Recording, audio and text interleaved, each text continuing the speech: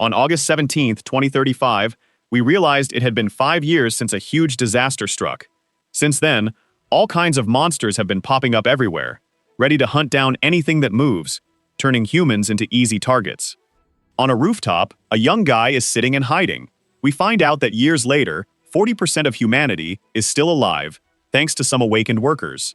The young man passes the time by listening to the radio and his phone. Doubting the awakened, the announcer claims he thinks humanity is still around because of the reinforced alloy walls. Hearing a sound, the boy stands up to check it out. Noticing the sounds are from monsters roaming the streets below, he quickly figures out there are 6 Class C creatures and 1 Class A, just like Jichel predicted. He grabs his binoculars to get a better look and spots an empty parking lot nearby. He reflects that things are about to get intense. Out of nowhere, yellow lightning flashes where he was looking. With a grin, the boy says this is what they call a sudden gate. In the middle of the yellow light, a passage starts to open. Still watching, the young man mentions that he heard people usually come out of these portals. Proving the info right, a guy jumps out of the light, landing perfectly while covering his face with his arms in an X shape. Without opening his eyes, the traveler says he's finally back, raising his arms in joy. But his arrival catches the attention of nearby monsters, which immediately start sprinting toward him. Grimacing, the man realizes he just got here and is already in trouble. Spotting a creature that looks like a demonic octopus, he wonders why that kind of monster is around. Still on the building, the boy with the binoculars keeps watching, smiling as if he expected this. Down below, a green creature gets ready to launch a powerful attack on the newcomer, while the boy watching says it's finally starting. After a bit of fighting, the traveler finds himself hurt, and a protagonist thinks about facing a high-level Class C monster. It takes at least 10 high-level hunters to handle it. The man then unleashes his attack called the Cradle of Swords, sending thousands of light swords flying at the monster. Following the traveler's lead, Hu uses his hand to guide the strike, hitting multiple parts of the creature. Up above, the protagonist reveals that the man has already taken down 6 monsters in just 1 hour. The most impressive part is, he did it all solo, leaving only 1 class of monster behind. It would be impossible to beat, even if all the Class S hunters in the world teamed up. Smiling, the nosy boy says that hearing about it is nothing compared to seeing a copy master in action. The creature hesitates, and then launches a super dangerous attack, making the time traveler's eyes widen. The main character says he just needs to hang on a bit longer to claim all that power. While dodging an attack mid-air, the copy master gets ready to strike back with bright beams of light, using his ghost sprint ability. After activating his demonic blade, which slices through the air in a zigzag, he pulls off a stunning attack that takes down the monster. The excited boy with the binoculars exclaims that this battle is beyond anything he can comprehend. But now that the hunter has collapsed, he needs to get moving. As he approaches, the boy thinks everything is unfolding just like Kai Kyul-hyung said it would. He touches the hunter and asks if he's all right, remembering that the person who gave him the tip mentioned saving someone and gaining their power. The situation looks grim as the man on the ground starts coughing up blood. The boy wonders how he can help him. Opening his eyes, the injured man asks what year it is. The boy replies that it's August 2035. Hearing that, the man tries to get up, saying he spent 30 years where he came from, while only 5 years have passed here. Concerned, the protagonist urges him not to move too much and to lie back down. But the man insists it's already too late. The boy, silent, thinks he knows the man won't make it through the day. Feeling regret, the traveler admits he shouldn't have used most of his power to open the portal. The boy just looks sad.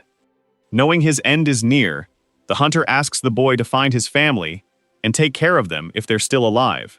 Sadly, he hands over a photo. Feeling cold, the young man says he's really not in a position to care for anyone. But the man insists he's not asking for a freebie and will give him his power. He just needs the boy's name to kick off the transfer. We learn that in this apocalyptic world, the protagonist's life has always revolved around 2 main themes. One of these themes shows the boy injured on the ground. An armored man in front of him says he's finally met Choi Jun-hyuk. All of this took place in June 2058. The blonde man mocks him, telling him not to squirm like an eel. We see the boy is seriously hurt in the abdomen. Looking ahead, he realizes he won't be able to escape this time and asks who told the man he was there. Grinning wickedly, the villain reveals it was Jin Soo who made a $1 million deal with him, promising not to go after him. This infuriates Hook, who curses the traitor. Grabbing a sword, the man declares that now he has the info he needs to finish what he started. Suddenly, the protagonist realizes those words sound familiar and as he picks up a glowing stone, he mentions that it's how he found a way to turn back time. The villain shows no reaction to the artifact. The boy then points out that this is the regression stone. The man's eyes widen as he realizes what's coming and yells for his henchmen to stop the boy. But it's too late, and a bright light starts to shine.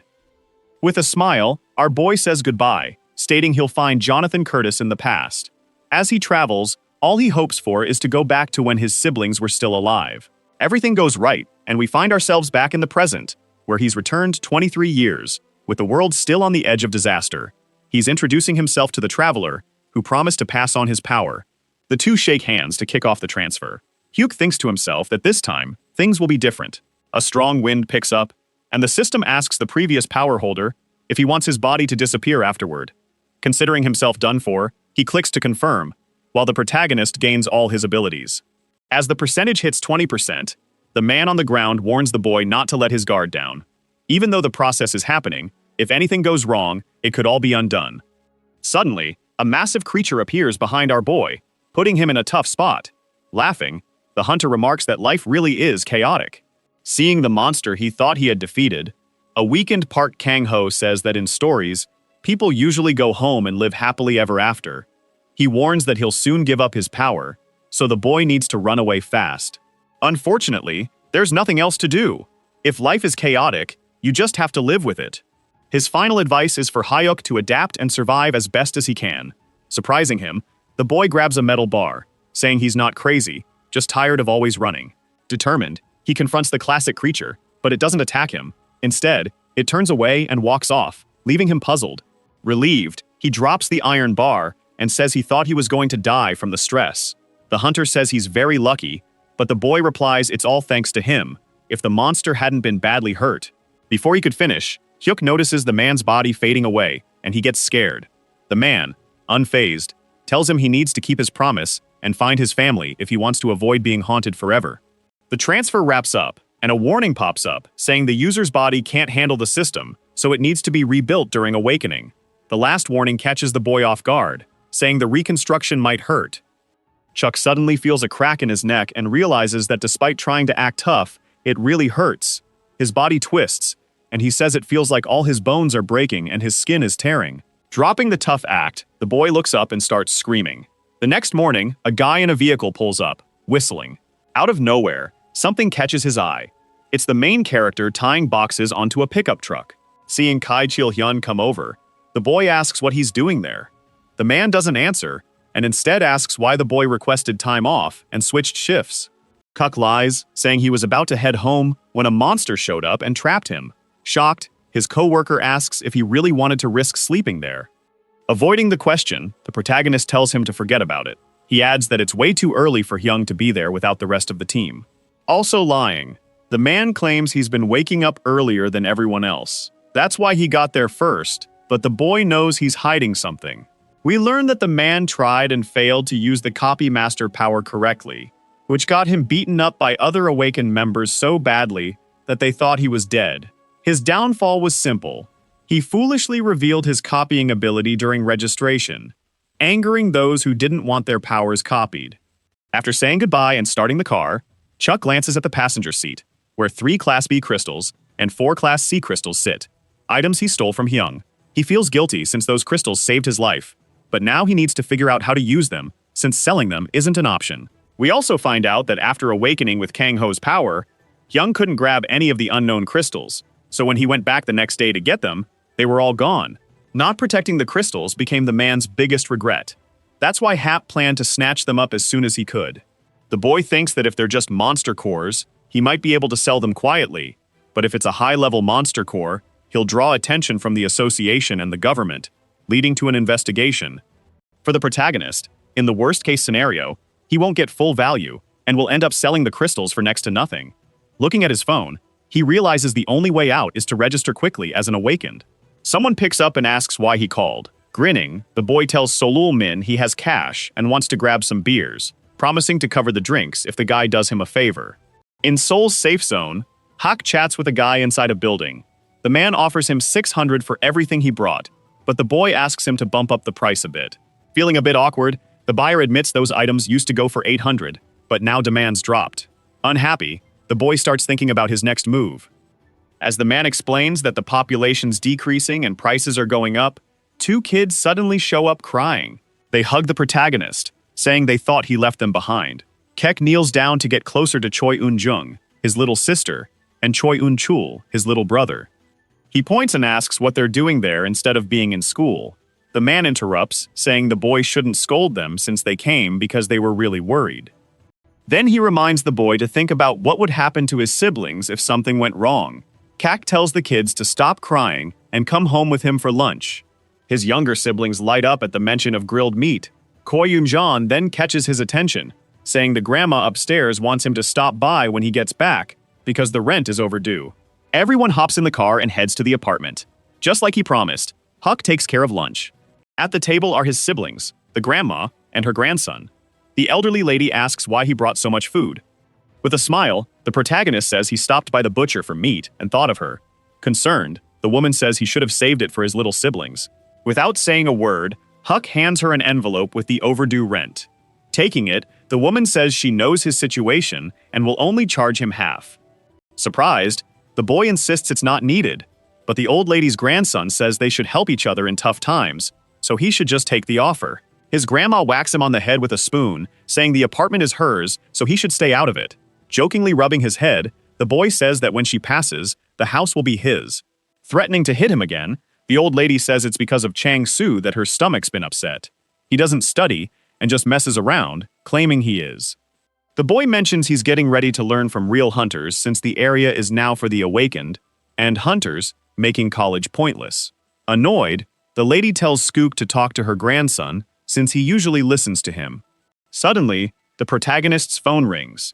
He steps onto the balcony to answer, and Kyo-min tells him that he spoke with the guild leader, who wants him to come by, but he has to go in knowing he won't get paid. If he does well, he might get added as a regular member in a backup role. The protagonist agrees, and his friend asks why he suddenly wants to be a porter. Not wanting to reveal the truth, he says his current job is getting tough, so he's looking for other options. Kyo-min then tells him to meet at Gate 7 on the west wall the next day at 0730. After hanging up, our boy thinks everything is going as planned. The next day, he shows up at the gate, ready to copy the tanker skill, and heads straight to the association to register. His friend calls out to him, saying he got there early. Smiling, the boy waves but is focused on the plan he set up. Hyo-min then calls his leader Hyung, who's a tanker, and says this is the friend he talked about earlier. The man introduces himself as the oldest, encouraging the boy to ask him anything. He extends his hand for a handshake, and the boy says he's looking forward to working together. Hyung shakes his hand and says he feels the same, unaware that the boy copied his skills. A message pops up for Hyuk, letting him know he can choose 3 of the skills he copied. Without thinking, he picks Iron Skin, Shield Attack, and Overload. The system confirms that the skill copying is done, and they can check it in the skill menu. He thinks it only took a handshake to gain the abilities of a tanker. The armored man in front of him watches, puzzled by the smile on his face. Hyul-min then asks what he's doing, or why he's grinning like that while still shaking hands. To lighten the mood, the man jokes about his strong grip and laughs. Feeling embarrassed, the protagonist releases the team leader's hand and apologizes, but the man says it's all good and tells him to hop in the vehicle ahead. As they get closer, we see 2 guys chatting and a girl with another guy who seem to be checking their bows. The driver is ready, and next to him is a young woman distracted by her phone.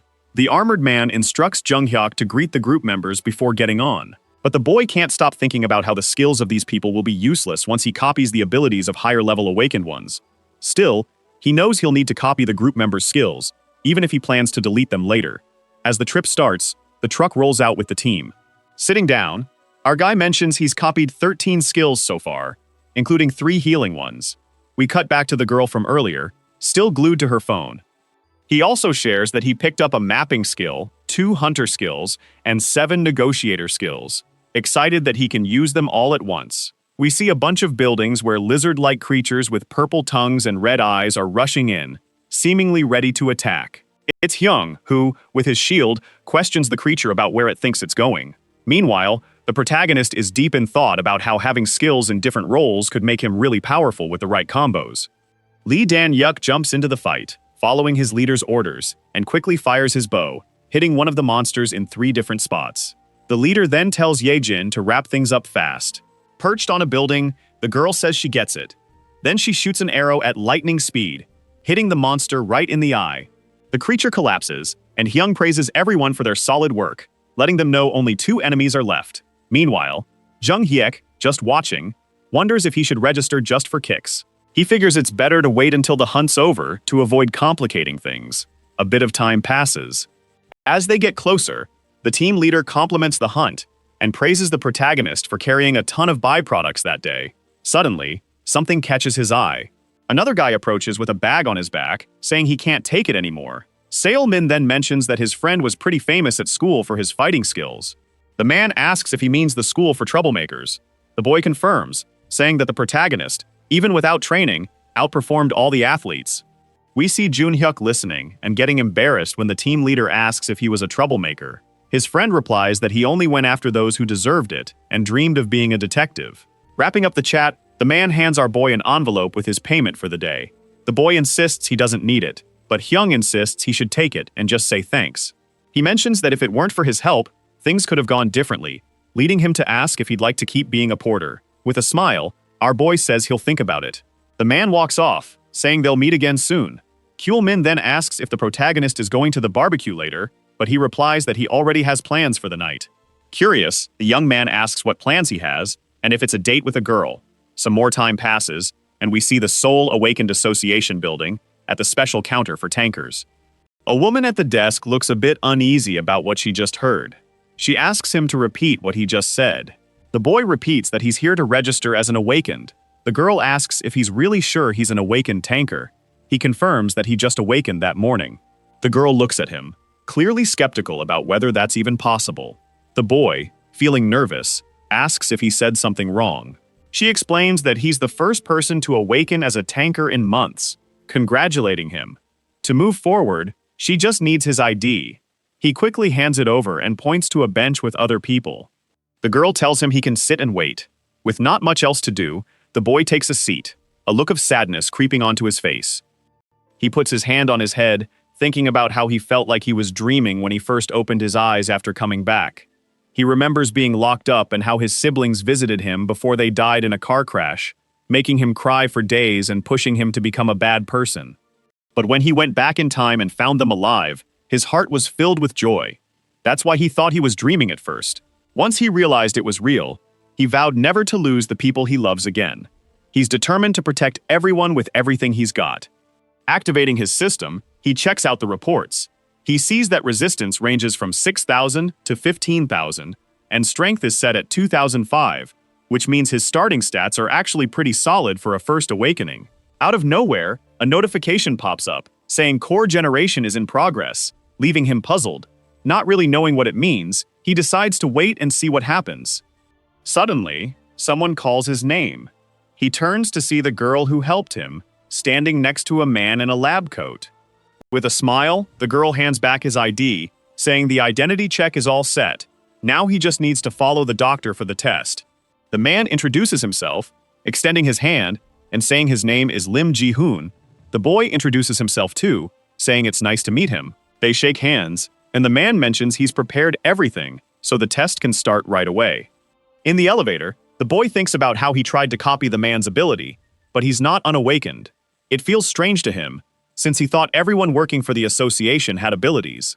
In a room, the man explains that the test has 3 parts, starting with checking resistance and strength levels using a device.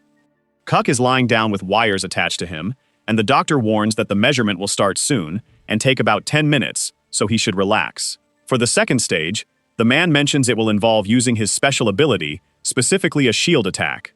After a bit, we see the boy ready to fight a dummy monster with his shield. While a doctor and another person watch from behind a glass, Gai-hoon announces that the aggression rate measurement is about to start, and the boy just needs to attack the dummy in front of him. The protagonist jumps right in without hesitation, and the man tells him he can hit wherever he likes. Our boy decides to smash the dummy's head with the shield, leaving the doctors completely shocked. Moving on to the third stage, we see the doctor handing Hyuk a cup that looks like hot coffee. The man mentions that due to some issues with the evaluators, the third part will only take place in 2 days. Taking the coffee, the boy asks if everything went well with today's tests, and the doctor confirms it. He just needs to go to reception to pick up the basic Lacey. Exciting. Our boy mutters that he can't believe the day has finally come for him to get the association's standard gear. Jae-hoon shares his worries about the dwindling number of tankers and healers.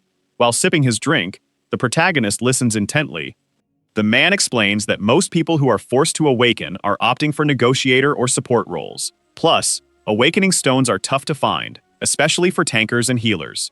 Thinking it over, the protagonist realizes the main issue is that even with a stone, there's no guarantee someone will awaken, and as a criminal, he couldn't register as awakened. The doctor pauses and apologizes, saying he just got excited seeing a tanker after so long. Kook stands up and says it's all good. Wrapping things up, Jae-hoon reminds the boy to show up at the scheduled time for the third test, which will be sent via text the next day. The man reaches out his hand to the protagonist, who looks at it, then smiles and shakes hands, saying he's excited to work with him. Outside, we see the sky getting darker as the man walks away. With a suitcase in hand, Hip strolls down the street while on the phone. Kyul-min answers and asks what's up. The boy replies that it's nothing serious. He just wanted to let him know that he awakened as a tanker earlier. Surprised, the guy on the other end asks if he's serious or just messing around. Looking into a building window, our boy insists he wouldn't joke about something like that. He then decides to walk into what looks like a shop, thinking he must be in the right place, while his friend finally accepts what he heard. Laughing, the guy says it's hard to believe because they were just together a few hours ago, and now his friend is suddenly a tanker. Not hearing a reply, the young guy checks if he's still on the line. Meanwhile, he's distracted by a cool mantis model in the shop that's going for a whopping 3 million. Remembering the call, he mentions that the connection got a bit shaky, then talks about his earlier visit to the association. He brings up the reason for calling, saying since there's only the third part left, he wants to know if he can join another hunt to observe. His friend asks why he wants to go again, since he already saw how it works. The boy replies that he was too busy carrying stuff to really notice all the steps Kyung was taking. Suddenly, he spots something and gets excited. Still on the line, Kyul-min says he'll check with the team leader and let him know. Thanking him, the boy grabs the item and tells the seller he wants to buy the bracelet along with an Exeter solution. He thinks to himself that if he's right, this is the artifact Jaden Russell used, who was ranked 3rd among the villains. This was before the regression, when he was in 8th place, and he ended up going out for drinks with the guy who showed him how to get the bracelet and the main potions. The seller just stares at him without saying a word. Still thinking about the 30% boost in all abilities he'll get from the item, the boy stays quiet too. To break the tension, he asks why the guy is staring at him like that. Apologizing for interrupting, the seller asks if the boy registered as an awakened earlier. The boy says yes, and suddenly, the man raises his fist like he's about to punch him. But surprising him, the man stops his fist right in front of the boy's face, saying he knew he was right. Grinning, he reveals that he's also awakened, and his ability is teleportation.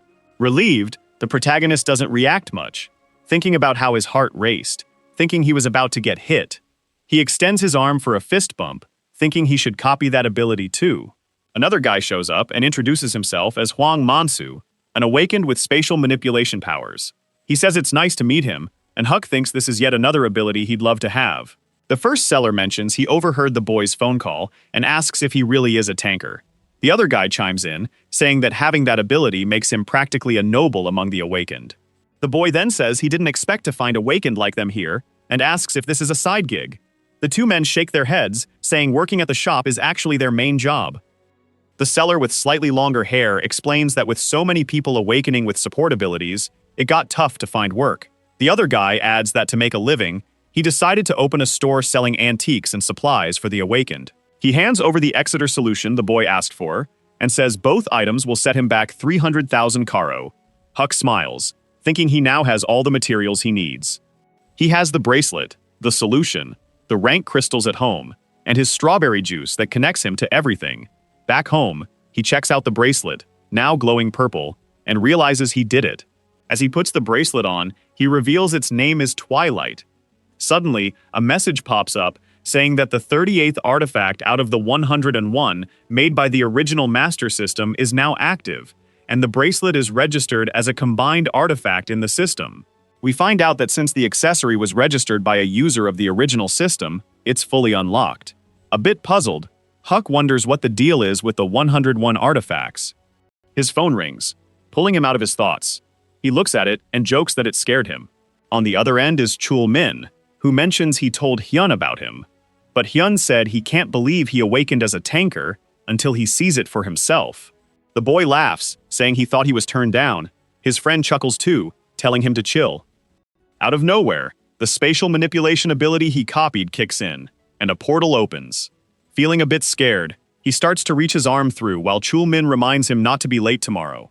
Grabbing his suitcase, the boy assures him he'll be there on time, and says see you tomorrow. The next day, the whole team is gathered in front of Gate 7 as planned. Someone shouts a greeting, leaving everyone stunned. It's Hyuk, decked out in the gear he got from the association, and holding a shield. Chul-min, still shocked, comments on the outfit Hyuk is wearing, and Hyuk jumps in to confirm he really has become a tanker. Surprised, the man asks how that happened in just one day. Feeling embarrassed and clearly lying, the protagonist claims he awakened on his way home. The leader responds that it's really impressive since natural awakening rates have dropped a lot. Nodding, the boy mentions he'll take the final test of his ability the next day, and asks if the man can help him. The man replies he's not sure he can actually teach him anything, but he does have some advice since he started this job before the boy. Picking up his shield, he asks if the young man knows why he always carries it. He explains it's not just because he awakened as a tanker, but because he chose to. When facing monsters, there comes a time when your body gets tired, so the boy needs to remember that what helps him recover isn't skills or stats, but his own determination. With that advice in mind, the group heads to the battlefield. We see a monster that looks like a bear-armadillo hybrid sleeping in the center, hidden away. The leader asks Hyung-nim if he's figured out what kind of prey they're dealing with and where it is. The young man replies that he has, and it's a true-decker. Hyun then says they can get started. He tells Jong Dae-jin to double-check the monster's location. Without hesitation, the young man begins to map things out. Facing the map, the leader informs everyone that they're up against true deckers, which are weak in attack and slow, but have defense like an E-rank monster. Feeling anxious, Chul-min voices his concern about whether they have enough strength. One of his teammates chimes in, saying they haven't even started yet, but he already feels worn out. Another worried teammate admits he's scared the monster might charge at him. Encouraging everyone, the leader reassures them that the prey is slow, and reminds them that his team is among the best veterans he knows. The young woman with long hair jokes that it looks like an easy day for her as the healer.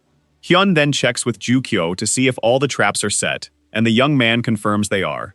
Grabbing his shield, he tells Sol-min and Dong-hyuk to follow him, while Hee-soo and Hyuk should stay put. The protagonist acknowledges the order. Watching part of the team move away, he thinks something feels off. He recalls that the reason his friend's group got wiped out before was due to another monster showing up. But if it was a drum makey, they should have been able to handle it, so he needs to figure out why everyone perished. Looking around, he senses that something's definitely not right. Back on the battlefield, the tanker leader asks Ye-jin if everything's ready, and she confirms it is. The man then tells the girl to fire. She shoots an arrow, hitting the monster's shell directly. She then says she'll move to the next point as planned. As the monster stands up, furious, the leader yells for everyone to prepare for battle. Beside him, his teammates confirm they're ready. The creature stands on two legs, gearing up to attack with full force. Following the plan, the archer starts shooting, landing 3 precise arrows. The bear-armadillo hybrid roars, showing it felt the hit, making the young man realize he actually did well.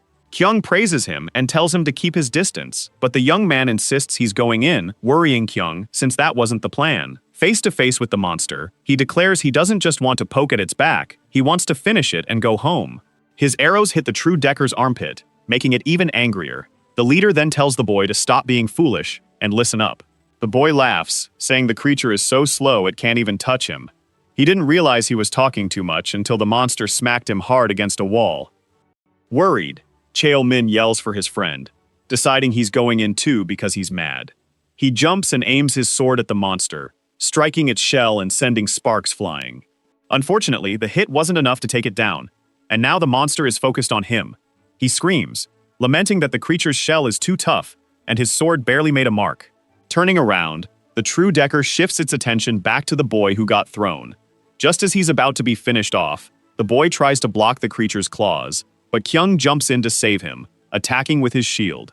With that hit, the monster seems to go back to sleep, but it quickly wakes up and stands tall. The leader shouts for Chul-min to prepare for close combat, while Yi-jae and Dong-hyuk attack from afar. He activates his skill, creating blue waves everywhere. The creature keeps roaring, but the man confidently declares that he's ready to finish it off in aggressor mode. Using its paws, the true Decker tries to punch the man, but only hits his shield. Suddenly, an arrow flies by and catches its attention, and the archer tells Yijin it's time to act. From above, the girl starts firing non-stop, successfully hitting the monster's face. Annoyed, the creature decides to switch tactics and curls up, activating its armadillo mode. Hyun then orders Cheo Min to start the melee attack. Behind the monster, the young man immediately charges in for a back attack while his leader takes it on from the front. As he strikes the creature, the tanker tells everyone to keep up basic attacks until he gives the next order. The protagonist's friend, also attacking, complains that just looking at the monster's back is exhausting. Our boy is on the battlefield, watching and listening from a distance. Next to him, the healer mentions that if this works, the hunt will end right here, then adds, she wants to join since true Deckers are rare. Only once or twice a year if someone is lucky. Jack then asks how many times the team has faced one of those, and the girl replies they've only seen 3 in the last 5 months. Smiling, she says the boy seems eager to learn more, and he apologizes for asking so many questions. The young woman then hands him a device, saying it can help him, called the Jerami EAM-7. This measuring device was created by Jerami Corp, and it will help him observe and absorb everything he needs for the test tomorrow. Looking through the device's lens, our boy realizes he can now analyze some cool stats. The girl mentions that a real Decker has 30,000 health and a shield of 150,000, which is pretty impressive for a monster. Kyuk realizes that breaking through its shell is going to take forever. Out of nowhere, Kyungnam shouts that they have a problem because the life signals from the 4 team members on the other side have vanished from the map. Kyung asks if that means those members are out of the game. Feeling anxious, the protagonist asks if that info is correct. In the distance, one of the structures starts shaking, creating huge cracks in the walls. A massive hole bursts open with a loud crash, and everyone realizes it's the creature called Mantis, a giant praying mantis with claws dripping with strawberry juice. As the creature moves closer, our boy thinks the situation is really bad. Still in the heat of battle, the leader urgently asks how long until the monster reaches them. Calmly, the blonde boy replies that they have at most 2 minutes or even less. Yelling, the man tells Hye-hyuk and Hye-so to get out of the area immediately and take cover. The protagonist finally realizes why he had been feeling so uneasy with those orders. Taking charge, he grabs the healer's hand, insisting they need to leave quickly. Panicking, the girl says she gets it. But as she sees him heading toward Haeyoung, she asks where he's going. He responds that because they're so close, getting out of there is basically impossible. The leader spots them coming and asks why the boy isn't retreating as told. With his shield ready, he explains that it's not an option because the monster is too fast, plus there's the true Decker to deal with. If those 2 monsters team up, things are going to get really messy, and they'll definitely be wiped out. The mantis, with blood in its eyes, gets ready to attack with everything it's got. Facing the monster, our boy says that all they can do now is hold out for as long as possible. Desperate, Kyung asks if the young man has lost his mind, thinking all awakened tankers are the same and forgetting he's just a rookie. While they argue, the monster keeps grumbling in front of them. The leader then points out that if a total newbie who hasn't even done virtual combat attacks a mantis recklessly, his explanation gets cut off by the mantis, which gets tired of waiting and strikes. With no other choice, Huck tries to shield himself. He replies that either way, once he gets his registration card, he'll be going into live combat, meaning tankers have to succeed no matter what, even as rookies. Quickly, our boy starts running, while the mantis keeps pounding on his shield. Jumping in, the boy decides to fight back and attacks the monster's head, leaving everyone shocked by his determination. Kyo-min then calls him an idiot because this isn't just a simple test. It's a real battle that could cost him his life. Calmly, the main character points out that they need to focus on the real threat behind them, the true Decker, because if they don't stop it, everyone will be done for. The bear-armored armadillo monster attacks the 2 guys without mercy. Kyung raises his shield to block the hits, and tells Jung-hyuk to team up with the protagonist to buy some time. Without hesitating, Jung-hyuk jumps in to help. With all his strength behind his shield, the leader tells Cheol-min to stay and help him deal with the monster. Out of nowhere, the creature makes a sudden move and sends him flying. On the ground, he urges Ji-chol to quickly set a binding trap on the true Decker. Without a second thought, Ji-chol gets right to it. The trap spins toward the monster at high speed, wrapping its legs in chains when it gets close enough. Ji-chol shouts that it'll hold for 5 minutes. As he gets up, the leader realizes that with the monster in front and the mantis behind, they're trapped. Using all his strength, he attacks and defends with his shield, while the other boy fires arrows every few seconds, but they don't faze the giant mantis. Not ready to back down, our boy strikes the creature again, catching its attention with its glowing red eyes. Suddenly, something hits the monster's head, surprising even him. From the rooftop, the archer cheers for Saw Shi-jin's hit, but she insists now's not the time for praise. The mantis quickly figures out where the attack came from and starts moving toward her. Huck yells for the girl to get out of there fast, but she realizes it might be too late since the mantis's legs are already at her window. She gets hit directly, suffering serious injuries. Down below, the archer screams her name in panic while firing arrows, hoping to grab the monster's attention. With no luck, he fears all is lost. Concerned, the healer next to the protagonist asks what she should do. Looking at his bracelet, he realizes he was too careless, forgetting that he wouldn't get stronger overnight. Thinking that using the shield attack twice would keep his artifact active, he checks his system for options to save Yi Jin. Scanning the info on his screen, he considers using skills to boost the bracelet's effectiveness by 50%, but it could be risky. With no other choice, he decides to go for it. Even if it's costly, waves of blue light start radiating around him, reaching the broken window where the mantis is about to finish off the injured girl on the ground. While Huck hopes with all his might that his move will draw the monster away, the young healer realizes she needs to act. She can't stand the thought of watching her friend die without trying to help. She takes off, leaving him behind. With no other options, he looks ahead and realizes his plan actually worked. The team leader tells Yi Jin to get out of there, but Hux insists the young woman will be okay. Hyun can't believe what he just heard. The boy explains he made the monster back off from her. Not convinced, Hyun asks what he means, but the boy doesn't respond because he's already charging at the mantis. While hitting with his shield, he thinks it's too risky to keep using his ability with just basic attacks. Realizing he has to use the copied skills, he activates the destructive body skill. Using the negotiator skill, the giant mantis nearly hits him, but he jumps out of the way just in time. With the skill active, Huck says his basic attack damage is now on par with a dealer's.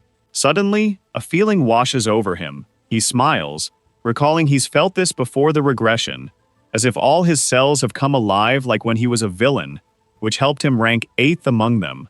This feeling is called hyperperception. He goes back to attacking, now with his old instincts kicking in, as he feels his strength when the mantis's legs start to crack. Inside the building, Yi Jin finally gets back on her feet. But when she tries to grab her weapon, she drops the arrow due to the nasty wound on her arm, which is making her lose a lot of blood and energy. Out of nowhere, Hai Su shows up, surprising the young woman. Using her powers, she starts healing her friend and asks her not to scream since it distracts her. The archer tells her she should be helping Kyuk instead of focusing on her wounds. But her friend insists Kyuk will be fine and that she can't do anything while he's still healthy. Looking out the window, she comments that Kyuk is acting crazy and looks just like the team leader since he hasn't taken any hits yet. We see our boy attacking, showing just how strong he really is, while Chul-min and Hyun keep battling the true Decker. The creature roars in anger, but the team leader says its shield won't hold much longer, so the boy shouldn't waste time with basic attacks and should boost his skills before the trap runs out, not worrying about him. The monster, nearly free, gets ready to strike the man. Shielding himself, he says this is the attack he's been waiting for. Just before the blow lands, Kyung starts running to strike first, while someone warns that the trap will only last 10 more seconds. Yelling, he tells Seul-min that the moment has come. Getting the message, the young man draws his weapon and activates his critical attack on the panel. A zigzagging blue beam of light shoots from the monster's body as he prays for it to explode. His attack hits, and the true Decker starts to break apart into dust. Kyung then shouts to the whole team that this side is clear. As he stands in front of what used to be the creature, the protagonist's friend notices a red crystal and mentions he found a skill card too. The leader cuts in, reminding him that now's not the time for that, and tells him to help Hae-hyuk. Our guy keeps attacking without a break, pulling green slime from the mantis. The tanker nearby is baffled and wonders how that's even happening. While fighting solo, the boy calls out to Chul-min, telling him to leave if he's done with what he needed to do. The young man pauses, saying he's really crazy for not just fighting alone, but also giving orders. Agreeing with our boy, he suggests treating this as hands-on experience, since he seems to be managing well. Hake asks if he's sure, and the man confirms, asking if anyone disagrees. Everyone's on board, but Yi Jin pipes up, saying she can't live with debts. She then shoots an arrow from the building, but it misses the mantis. Determined to finish it, our boy leaps in for the kill, smashing his shield into the monster's head. which finally collapses. With his mouth agape, Young calls out to Kyul Min, asking if he's really sure his friend awakened as a tanker. Day turns to night on the battlefield. The team leader urges everyone to hurry up so they can leave quickly. He knows everyone's tired, but staying too long might attract other monsters. Hake listens intently while wiping the green slime off his shield. Hake Min walks over and asks if he's ever used that before. Confused, the boy asks what he's talking about. The young man explains he's referring to hyperperception, mentioning he used it during tough fights back in school. Our boy stays quiet, and his friend insists there's no way he hasn't used it after everything he did earlier. He then checks if the boy is alright since he used to get headaches from using that skill. Putting his shield away, the protagonist says he's fine, probably thanks to the awakening. His friend remarks that he's really lucky. He plans to grab a beer that night, no excuses, but when he sees his phone ringing, Huck says it'll have to wait because he needs to hang out with his siblings. Surprising him, Hyung comes up and asks who he is and if he really awakened the day before, since there's no way a rookie tanker could fight like that. The boy turns around and says maybe.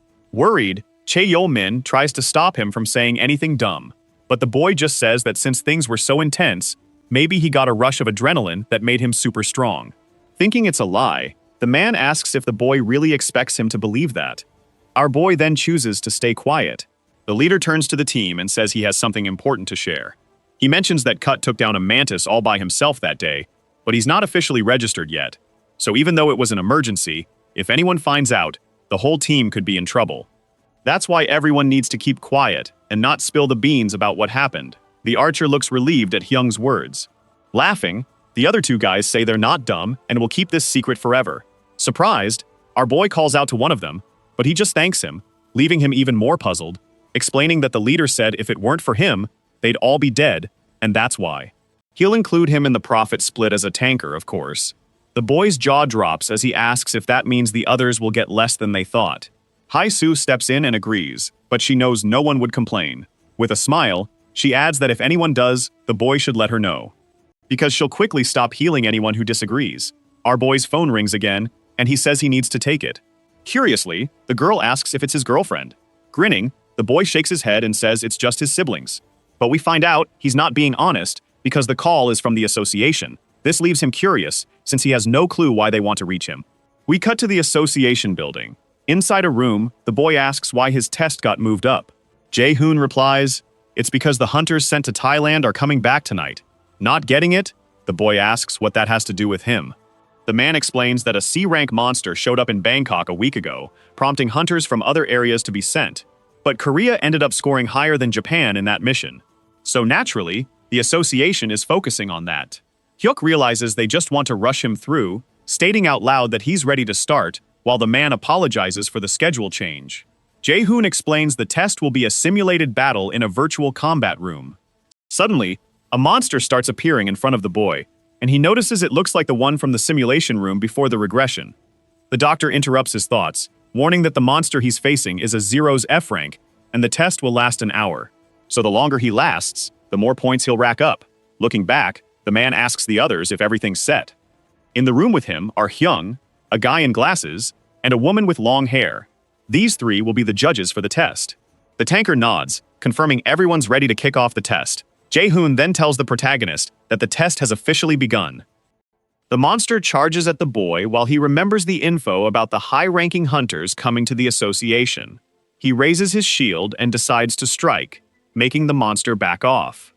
Hoop thinks he should seize the chance to copy a skill from one of the arriving hunters, as the monster grins at him. He smiles back, believing that if he plays his cards right, he'll definitely succeed. But now he needs to focus on the test. He considers his super sense, thinking he could pass just by using that. With the average hunt for that monster taking about 4 hours, if his Stage 3 results are better than Stage 2, the association will definitely get suspicious.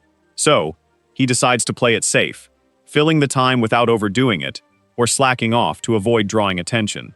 3 hours in, Jae-hoon notices the boy has only been using the same move, which surprises him, given how confident the boy seemed before. He glances at the judges, who are still watching, clearly impressed. Hyung smiles, saying he's witnessing the rise of a super rookie after a long time. The woman chimes in, noting that the boy's aggression levels are quite steady. The guy with glasses adds that the most amazing part is how the young man dodges attacks with barely any movement. The woman, catching their attention, says she needs to use the bathroom but will be back shortly. She heads out. Hyung mentions he ate too much for breakfast and needs to step out too, leaving the suited man alone with the doctor. The man takes off his glasses and says continuing the test doesn't really make sense anymore. Jae-hoon starts to sweat and asks if he's really sure about that. Without saying more, the judge grabs his phone and says he'll step out for a bit as well. Outside, we see the woman on a call discussing Hyuk. Hyuk is also on the phone, raving about how amazing the boy is, then asks if the person on the line remembers that textbook-like moves are the toughest. The other guy with glasses also tells someone that the protagonist is incredibly skilled. We see Hyuk still battling the monster. The man notes that with 2 other guilds involved, they need to act fast to ensure no one else can make a move. The test wraps up, and the woman at the counter hands the boy a document. With a smile, she tells him this is his awakening registration certificate and praises his performance. The boy takes the document and checks the details. The woman then mentions that getting a rank C on his first awakening is really impressive, and he asks why. She replies that it's pretty uncommon since most folks usually land between rank F and E. As Cook leaves the building, he wonders why he got rank C again when he didn't really do anything out of the ordinary. Choosing to feel good about it, he thinks at least he has his registration now, meaning he can legally enjoy life with his younger siblings. Suddenly, a loud shout grabs his attention. Glancing over, he spots a crowd of fans yelling for their favorite stars. A group of 3, 2 guys and a girl, appears, and Haeklik realizes they're top-ranked hunters: Jae-yeon, a negotiator, Kim Yeon-ho, a second-class sorceress holding the national top rank, and Lee Dae-soo, the top tanker. Next to Dae-soo, Hyuk notices he looks pretty grumpy and wonders if he should muster up the courage to talk to him. With a smile, he decides to go for it, no matter what happens. He steps up in front of the trio, catching them off guard. Feeling a bit awkward, he tells them he's also a fan and feels honored to meet them. Jae-yeon, being friendly, asks if he wants an autograph, but the boy turns it down, making the girl feel a bit embarrassed. He then admits that he's actually a fan of Lee Dae-soo. Annoyed, the man asks what he just said, making Hyuk shrink back and sweat as he thinks he's in trouble. Leaning in a bit, the man asks him to repeat himself, which only makes him more nervous. Staring at the tanker, Cook wonders what that look means, as it definitely feels like a villain's glare. The man approaches him, and he starts to worry this is when he'll get punched. Looking even angrier, the man asks again what he just said. With no other option, Hyuk tells him he only said he was a fan. Lee Dae-soo turns back and asks his friends if they heard that. Kim Yoon-ho laughs, while Jae-hyun says they were so close, leaving Hyuk a bit confused. The girl then mentions that if it weren't for that idiot who showed up, the tanker says now they know he has fans. We rewind 30 minutes to see the trio in a limousine heading to the association, chatting. As they sit, the negotiator remembers when someone came up claiming to be a fan, and Dae-soo brushed them off. Since then, she hasn't seen anyone else say they were his fan. Crossing her arms, she says she's never seen anyone like that and that he knows she doesn't like liars. The man insists he's not lying because, being who he is, of course, he has fans. The woman then says if someone claims to be his fan when they get to the association, she'll do something he really wants. But if not, he'll have to help her with something. Curious, Dae-soo asks what kind of help she needs. She explains that, as he knows, the plan is to hunt a C-rank monster this time, but the guild is short on tankers. If he loses the bet, he'll have to be the main tanker just once, and it'll be totally free, no cash at all. Back in the present, the guy is grinning because he won, while the woman frowns since she lost. Dae-soo asks again if Hyuk is really his fan, while our guy wonders if he should just bail. To his surprise, the man reaches out, saying he wants to sign something but has no pen, so he offers a handshake instead. Caught off guard, the boy wonders what's going on, but decides to shake hands. To mimic the man's ability, Dae-soo asks for his name, introduces himself, hands over a card, and the man says he can call if he ever needs help. Kim Yoon-ho jumps into the chat and asks if the boy's name is really Hyuk. Still a bit confused, he replies with a yes. The man then smiles and introduces himself while extending his hand. After a handshake, the boy copies the man's ability, and the man is impressed, saying he didn't expect to find a national treasure here. The tanker asks what his buddy is talking about. Hugging him, Kim Jung-ho says that anyone who's a fan is a national treasure, and they both step back because they need to hurry and talk to the association's president. The woman stays behind, saying this is annoying.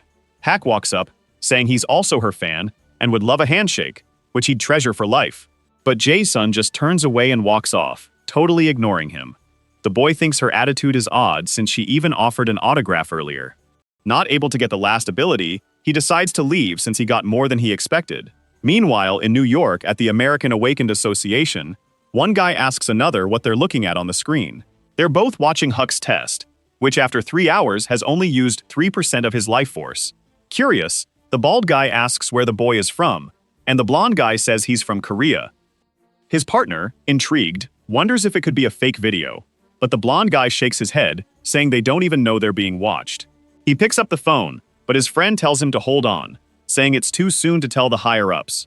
Paulo then asks Kevin if he knows how many ranks awakened there are now, answering that only 5 started as rank C, so all countries are keeping a close eye on this kind of awakening. Kevin stays quiet, and his friend says, if they lose this boy, they might miss out on a future rank's talent. The screen shows some fascinating results that need a deeper look. A voice tells the partner to really pay attention to the images. A building under a clear blue sky appears in the middle of quiet streets.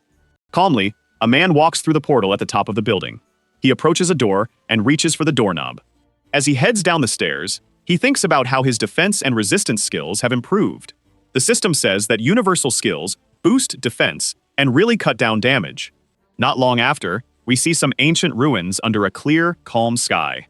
A menacing monster looks ready to take out its foes. The fighter gets ready to use his shield to stun the enemy. Soon, he activates the shield stun skill, interrupting the creature's attack. In that moment, the monster seems to feel the hit, and its power drops. Seeing the opponent take damage, he yells Kim Yu-Hu. Kim Yu-Hu's special skills don't boost attack power. The system highlights the changes, showing boosts in speed and evasion. He praises the impressive power of the lightning flash attack. Suddenly, the warrior launches an aerial strike as the creature tries to fight back. With a swift move, he lands a guaranteed critical hit right after teleporting into the fray. In that moment, he strikes the monster's throat. A skill kicks in, making his movements faster than light. A satisfied smile spreads across the protagonist's face. As he walks down the stairs, he thinks about how incredible everything is. The copied skills from Lee Da-soo and Kim Yu-ho were amazing, even better than what he already had. By mixing some of those skills, he could take on monsters from beginner areas. When he steps into the apartment, he notices it's all quiet and peaceful. But he starts to feel like something's off. Suddenly, he walks over and spots something on the countertop. He reaches out and touches the hamburger, realizing it's really cold. A thought begins to form in his mind. Out of nowhere, a girl opens the door to one of the rooms, waking up from a deep sleep. Confused, he turns to look at her. She asks why he got back so late. The protagonist asks Yoon-jung if no one had dinner. Still feeling tired, the girl says she thought it would be nice to wait for him so they could all eat together. Realizing what's happening, he tries to explain that she should have eaten. But the girl says she wasn't hungry, and he asks why. Tears well up in her eyes as she shares that she had a nightmare where he died. And on top of that, he wasn't picking up his phone. While hugging him, she admits she was really scared because she couldn't get in touch with him. The protagonist reassures Yoon-jung, who looked super worried. Out of nowhere, another kid shows up in his blue pajamas. The boy was also really scared because his big brother was late. Despite everything, they could finally eat chicken together. The hero had promised to pay more attention to the kids when he got back, but work got in the way. The three of them sit around the table and start chowing down on the chicken like a happy family. Outside, it was already late, and night had taken over. In bed, both kids were fast asleep. Meanwhile, the protagonist was messing around with something on his phone. With the goal in mind, he was snapping some photos and realized everything was set. Now he just needed to list the product and wait for a buyer. Still, he looked a bit unsure and observant. To him, it felt like a waste to sell just Karen's Blessing and Mountain Splitter. Slowly, his fingers moved toward the card, but he couldn't gain a new ability because it wasn't compatible with him. Even so, he was ready to make a copy, but that didn't work either. At that moment, he realized he had no other choice. Suddenly, he looks surprised as a message about core generation pops up. Instantly, his head starts to hurt with the creation of a new function. According to the system, he got extra points and new abilities. Confused, the noise inside his head began to get louder. He carefully watches the core generation loading, which is at 1%. But he has no clue what that means, since he never heard about it from Kikyeol-hyun-nim. Still, he seemed eager to see what would happen at the end of the loading. Energy starts spreading throughout his body. With a thoughtful look, he reflects on the feeling he had when he woke up. His eye color shifts to a bright blue, and he decides to check his status. The ruined buildings look deserted. In the middle of the street, the vehicle drives through the city's wreckage. Inside the vehicle, the hero types in a search term using the system. The original system splits into two parts, the master system and the copy system. The master system is the main hub that manages the other systems spread across the dimension. It's not just awakened, it acts as an independent entity. On the other hand, the copy system is an awakened one that works with a single user, able to mimic all abilities and suggest them to each other while creating new ones. These copies apply to all life forms with a derivative system, which the protagonist didn't fully grasp. As he climbed a few more floors, he thought about all this info, realizing he could copy abilities from monsters. After a long walk, he finally reached his goal. To regain his strength, he decided to drink some water. He felt the info was really helpful, reflecting on how useful it could be. Soon after, he opened his status window. User Choi Jun-hyuk, 25 years old, was in the copy masterclass, and his core was at level 1 with some power boosts. At that moment, he noticed some changes in the status window.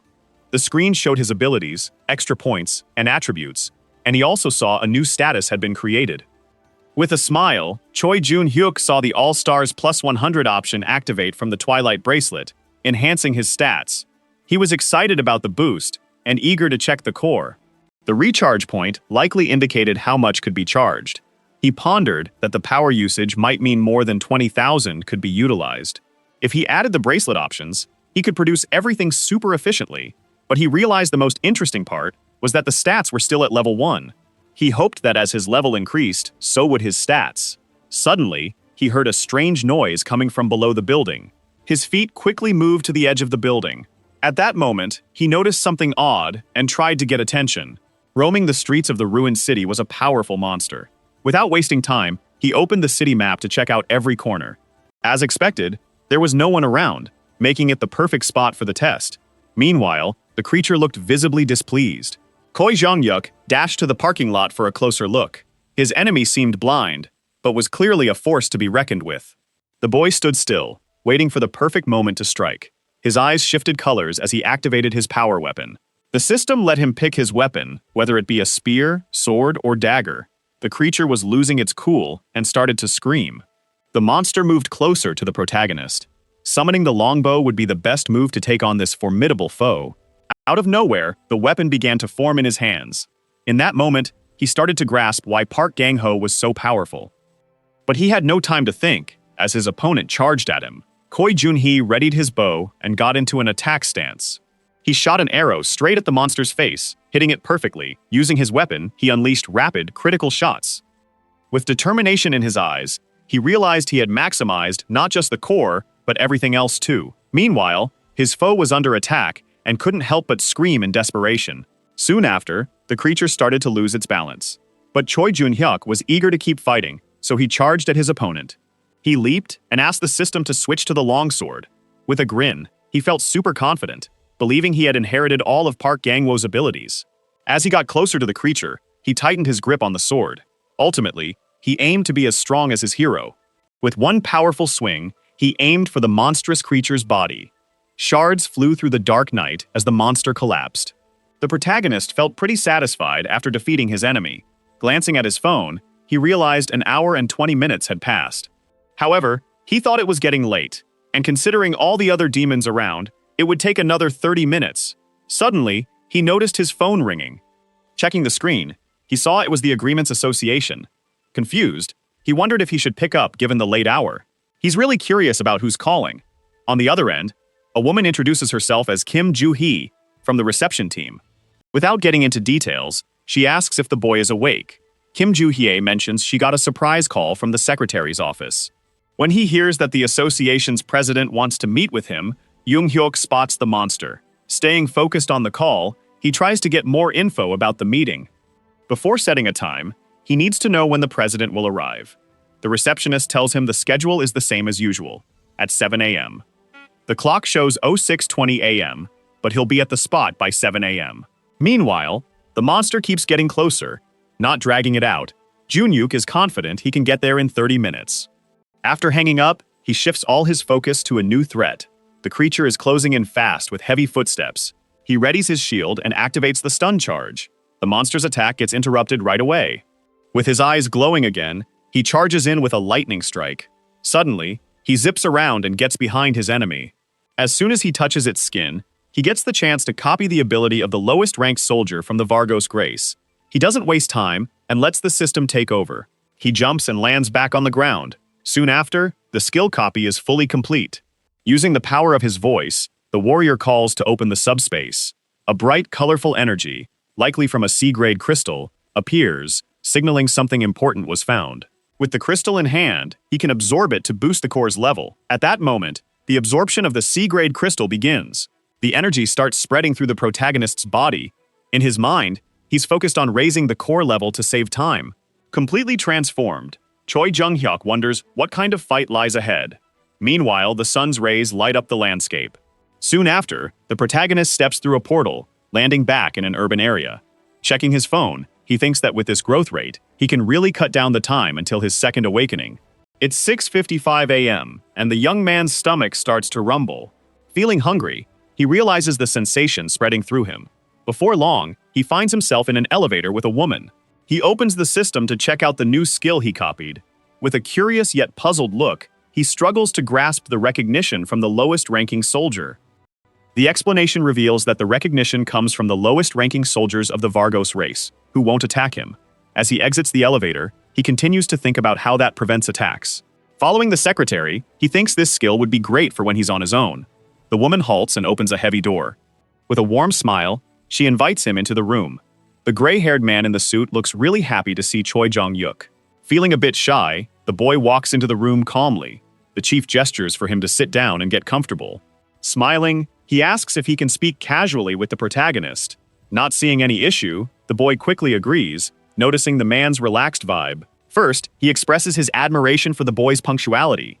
The association's president seems confused when Jung-hyuk starts listing all the tasks he did for his siblings. For a moment, they share silence, just exchanging looks. But soon after, the chief bursts out laughing.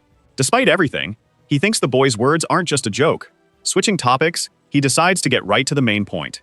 Meanwhile, the hero waits patiently for him to finish. Without delay, he reveals that the association has a proposal.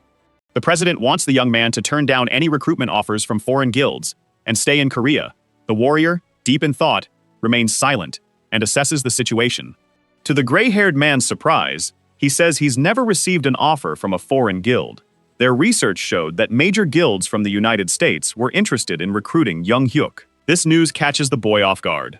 Although embarrassed, the president admits that the test data was hacked and that info might have reached the guilds. Thinking this was all a big mix-up, the young guy asks if people actually knew about his rank. Without hesitation, the man replies that everyone was in the loop. Still, Choi Jung-hyuk didn't think being rank C was that impressive, since he was just a first awakener. Second awakeners were also ranked C, based on certain stats. In the end, the main character felt no different from them. Choi Jung-hyuk didn't know how to respond to what he just heard. With focus, the man says that if he maximizes his second awakening, he could jump straight to rank A. The protagonist figures that with the second awakening, he could have powers like a third awakener and even aim for rank S. Given the boy's skills, he was super valuable, and the association thought that was really appealing. So they couldn't just sit back and let someone so talented slip away.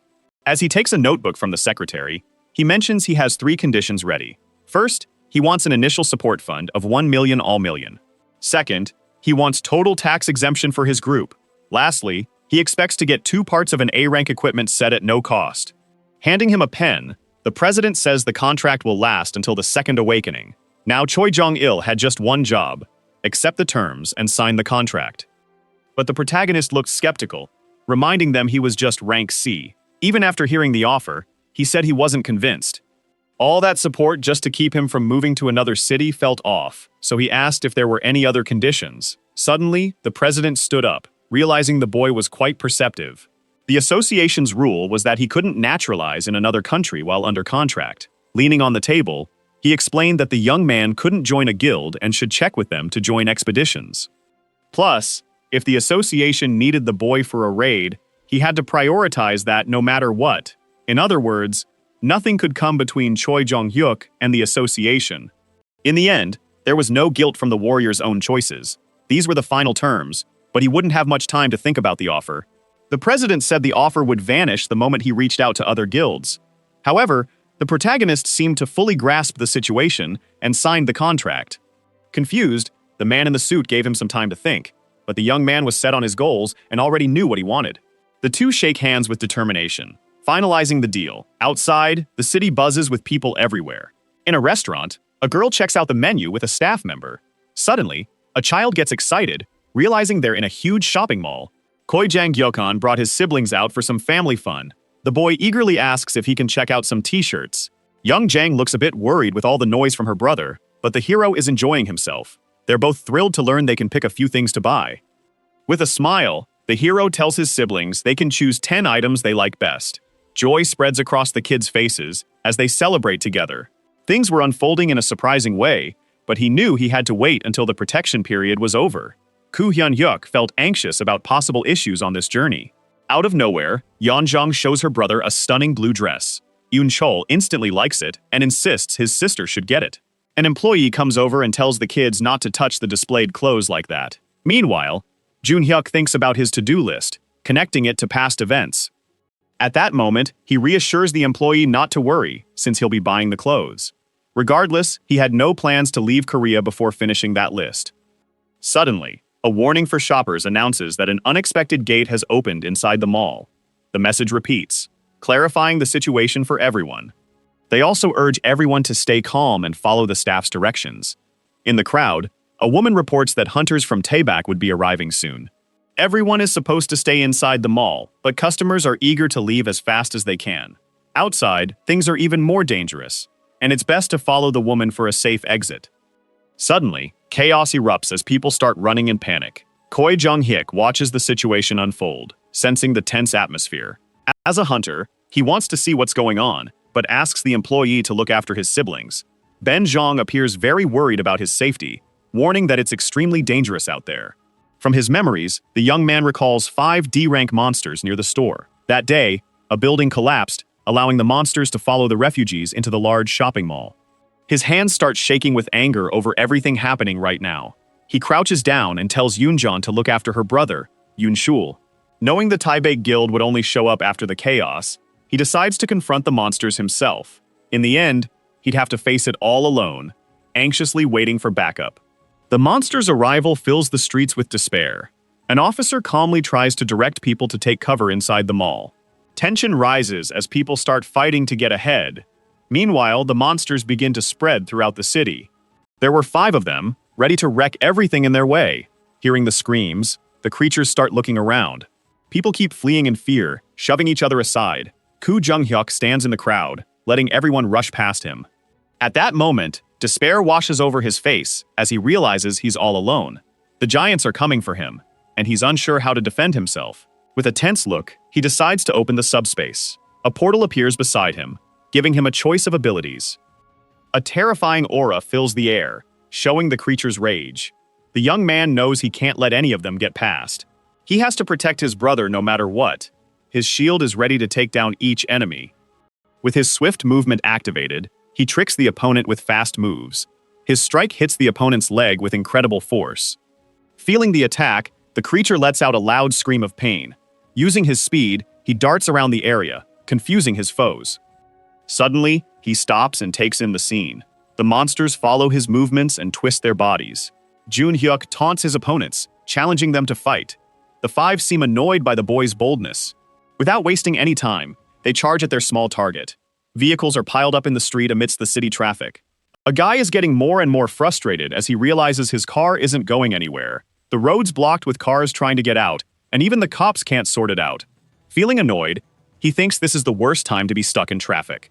Out of nowhere, he feels someone tap his shoulder. His coworker is doing everything he can to calm Daesu down. Meanwhile, the fight in the city is being streamed live. In the thick of it, Jeonjuk is doing his best to fend off the creatures with all his skills. A young guy filming the fight tells viewers he's really impressed by the unknown fighter's bravery. Inside the car, the guys are glued to their phones, watching the live stream. At that moment, a memory of the young man suddenly pops into Daesu's head. Without hesitating, he mentions he knows the kid who's fighting all alone. His coworker asks who that is, clearly curious about his identity. With a grin, Daesu reveals the kid is actually a fan of his. His friend looks puzzled, not quite getting what he means. He shares that after coming back from Thailand, He met a fan at the association, but can't remember his name. Meanwhile, the young man is trying to stream the fight's best moments, putting himself at risk. He knows if the unknown fighter goes down, he's next. With his gear, he keeps reporting, showing off his skills while ignoring the danger to capture the urgent scene. Eventually, the young guy asks his viewers to be generous and donate. The comments show the audience's shock as they start discussing it wildly. One viewer claimed even Dai-Su couldn't fight like that. Reading that comment, the man feels really confused and bothered by the doubts about his skills. Without wasting a second, he jumps out of the car. His friend looks worried and seems to be clueless about what he's doing. But Datu is set on studying people no matter what. With determination on his face, nothing is going to stop him from reaching his goals. He hops out of the car, leaving his colleague behind. At that moment, people start following the master right away. One of the warriors tells the man to move aside, but he seems confused about what's happening. Suddenly, all the warriors are right next to Dasu, ready to fight. His last order is for Zhou Huan-Wu to find out who that new guy is. He warns that he might not get much info without a name, but the chief remembers it's Kim Jung-yuk. In the end, the captain wanted to see if everyone was ready for battle. Their faces showed they were determined to protect the people and the city by following the master's orders. Now, they can charge into battle together. As soon as they hear the command, they all start sprinting toward the fight. One of the monsters swings at the warrior like a fierce punch, but he's quick and dodges it using all his skills. Still, the hit sends him crashing to the ground. His face is already drenched in sweat from the intense battle. In his mind, he starts praying for help since the fight feels so unfair. This was the perfect moment to tap into his super sense. He does his best to stay smart and avoids the toughest attacks. His enemies are terrifying, completely insane, and powerful monsters. Jun-hyuk runs as fast as he can, but he knows taking on two monsters at once is no easy task. He starts to slow down and halts near the creature's claws. With a roar, the monster seems ready to strike. At that moment, the protagonist realizes his plan worked and he successfully tricked the enemy. However, he spots something strange and gets totally confused. The opponent suddenly tries to crush him with its giant paw. Dasu arrives with his team, all set to help as much as they can. His strong shield guards his face as he gets closer with the stun boost activated. Gathering all his strength and skills, he lands a powerful hit. The creature is left dazed, not knowing where the blow came from. Jeon-hyuk is thrilled to see his idol fighting alongside him. He orders Kim Do-hoon and Jang Soo-jong to handle two Karhen. Chae-hwan is tasked with checking for other survivors nearby. Duo is assigned to heal Choi Jun-hyuk and stay with him until the fight is over. While lying on the ground, the boy wonders why the guildmaster is taking so long. Noticing the boy keeps talking, Dae-soo realizes he could take on two more monsters. Once he's fully healed, the main character's task is to team up with others to defend the city. Meanwhile, Duel channels his powers into the boy. Instead of trying to draw aggro again to stall, Jung-yu should just go into tank mode and take them out fast. Dae-soo hands over the shield, making sure the boy gets the plan. Every second wasted means more damage. From a distance, they spot another creature coming their way. Now, they're ready to fight together. The Kargan charges at them, picking up speed. In the underground shelters, people are hiding from the threat. The broadcast said the Taebaek Guild had arrived, but hadn't taken down any Kargan yet. Yeonjong looked really worried hearing that news. The staff quickly notices the little girl's fear. Yoon-shul calmly reassures her not to be scared, since they'll handle the situation fast. They kept talking about Choi Jun-hyuk's safety when new updates came in. Finally, the hunters managed to take down the first Kargan. Everyone in the shelter cheers wildly at the news. The kids are excited to see they're winning the battle and are very curious. Yoon Cheol starts walking to check out what's going on. The staff stops him from going outside, warning him it's super dangerous. Before she can grab him, he takes off running. Soon after, the group takes down another Kargan. Now, only 3 are left. The two men hug and celebrate their win while seeing messages from people all over the world. They talk about how effective the Taebaek Guild is and wonder who the rookie is. For nearly an hour, he managed to hold off 5 monsters. Unshul comes over and tells them that the hunter is his older brother. The boy felt super proud watching all of Choi Jun-hyuk's skills. Outside, it was already night, and everything was darker with streetlights lighting up the streets. The battle wasn't over yet, and the warrior was running around with his shield. He jumps to try and distract the Kargan. His weapon changes into something sharp enough to take down the monster for good. After 7 hours of fighting, it was finally over. Meanwhile, Jun-hyuk realizes he's completely worn out. He can finally rest, feeling like he might collapse any second. Dae-soo thanks the boy for his amazing work. He carefully asks the young man a surprising question. The guildmaster wants to know if Jun-hyuk is the first awakener to recently get a C rank. At that moment, the protagonist straightens up, realizing this is a serious talk. In the end, the man wonders if the young guy might be a bit unusual. The protagonist looks puzzled by the question. Suddenly, someone calls for the brother. People start leaving the shelter, including his siblings and the staff. Seeing his family, he shouts out to them. The kids rush to their brother, safe and sound from any danger. They share a warm hug, all the stress they faced melting away. Jaeon-hyuk feels proud of his younger siblings for being so brave. At that moment, Dasu gets some insider info about the boy. However, nothing suspicious came up in the research. Meanwhile, the hero sets aside his worries and enjoys the happy moment. Before heading home, they decide to grab some chicken. Yoon Cheol seems excited, but Yoon Jeong wants something different to eat. In the end, Jun-hyuk says they can choose whatever they like, just as the employee watches the whole scene. The woman thanks him for his hard work and for protecting her and her co-workers, but the hero insists he should thank her for looking after his siblings. In a surprising move, the woman hugs him. Tears roll down her cheeks as she becomes more grateful for what he did. Koi Jan-yuk's face turns red from embarrassment. Soon after, all the residents notice the famous transition hunter. Comments flood in about how handsome and charming he is in person. People start pushing to get close and thank the hero who saved the city. Still, he couldn't figure out how everyone recognized him.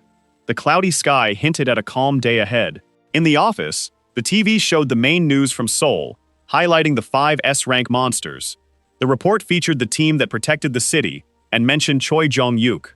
Ultimately, they revealed that he received the highest score unanimously from the judges. Suddenly, the president of the association showed up to tease the new star.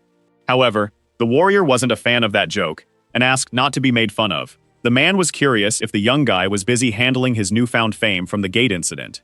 Since that morning, he'd been getting calls from people wanting to recruit him, but the association had already taken care of it. The boy could reach out to the president if needed, due to the stress from the battle.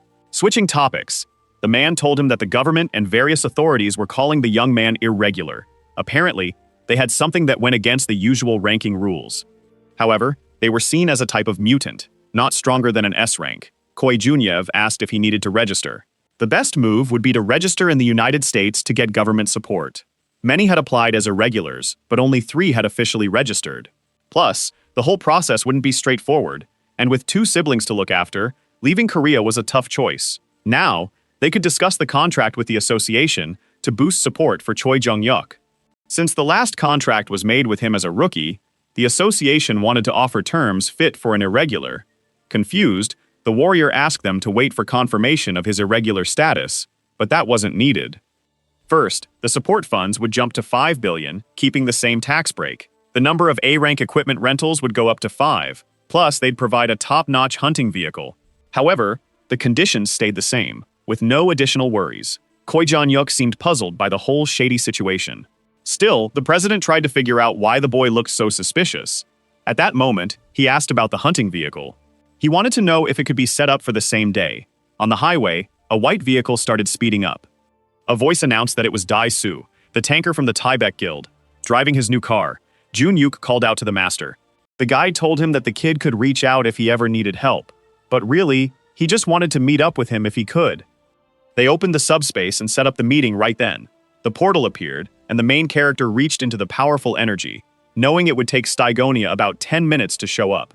He's holding one of the cards, trying to figure out the setup. Earlier, he decided against selling Kieran's Blessing and Mount Splitting, since they were super valuable. Instead of trading the cards for cash, he aimed to gain the abilities.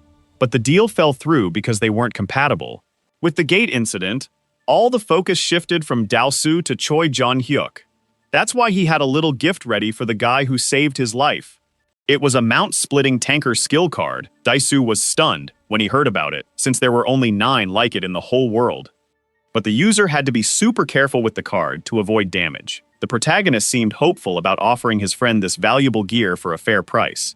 But he had a hidden agenda, wanting a small favor in return. Curious, Dae-soo asks what the young guy might need. Once he learned the skill, Jong-yuk just wanted a handshake. Soon after, they find themselves in a nice, organized office. The hero carefully shows off the valuable card he planned to give as a gift. Dasu can't believe he's seeing that rare item in person, worth around 40 million thousand million. But at an auction, it could go for way more. That's why the guy couldn't wrap his head around why the kid was selling the card for less. To him, the reasons just didn't add up. But the seller had made up his mind, and besides, he'd learned the skill anyway. Selling it to a stranger felt way worse than giving it to someone he respected. As the first awakener, he could use it anyway, but their rankings didn't match. The two men seemed to think about that offer. Suddenly, they start talking about how much money they had, totaling 20 million Dalaskins. Dasu asks if the kid wanted cash or to trade for something. At that moment, he thinks about getting some new gear. Soon after, the three of them stand in front of a big glass-covered building. The building was up for grabs at 42 million, and they asked if the young guy was into that deal. He thought about what it would be like to own a building. Next to him, the guild master strikes up a chat. With a grin, he asks if the boy liked the place. Feeling suspicious, he thinks over the offer and stays quiet. Eventually, they stop dragging it out, and the boy agrees to take the building for the skill card. The master looks really pleased with his new property. Suddenly, a strong energy surrounds him, taking over the whole area. Joy shines in Jungyuk's eyes as he watches closely. The system confirms that the hunter has successfully gained the skill without any issues. Now in Asia, with Wang Weichang from China, Li Dasu was the only tank who learned the mount-splitting skill. Plus, his rank in Asia was about to go up too. The two shake hands to seal the deal. The master curiously asks what the young man plans to do with his new building. He mentioned wanting to start working as a mercenary. For now, his main goal was to hunt safely in the beginner zones. Despite all the money, he couldn't shake off the fact that they lived in a dangerous world and he needed to look after his siblings. Their parents had died in the big disaster, and times were tough. Because of that, their childhood was a nightmare, not something to reminisce about. His only wish was for his siblings' future to be better than their past. Jungyuk wanted to provide a life free from financial struggles, filled with hope and freedom. Lee Dae-soo watches the wise boy closely and feels moved by his story. Contradicting his dreams, a hunter tells him that a life like that is impossible. The big disaster was just the start, and the world was slowly heading for total chaos. Monster attacks were happening more often, and resources for fighting back were running low. On top of that, there were villains in the dangerous city, like assassins and thieves. Recently, there had been a string of murders targeting hunters in the Gangnam area. The suspect was rumored to be a well-known villain from Dagu. His name was Shisu Dae-soo. Couldn't believe they had to battle monsters while also dealing with other humans. That's why he said his colleagues' siblings didn't need that building. They needed a world free of monsters and awakeners like them. Meanwhile, everything was quiet around a small building. The injured soldier nervously waited for the association to return. In the shadows, a hooded figure starts to emerge. The soldier quickly recognizes the notorious Chi Jin-soo. With a grin, he mentions that as a villain, he worked in various places like Daegu. At that moment, the fighter realizes he's in deep trouble. The assassin begins to taunt the man, saying his comrades had completely abandoned him. But the warrior doesn't waste any time, and charges at the villain, weapon raised. But the villain is quicker and dodges the attack. Soon after, he delivers a precise blow to the soldier's stomach. The man quickly collapses, racked with pain.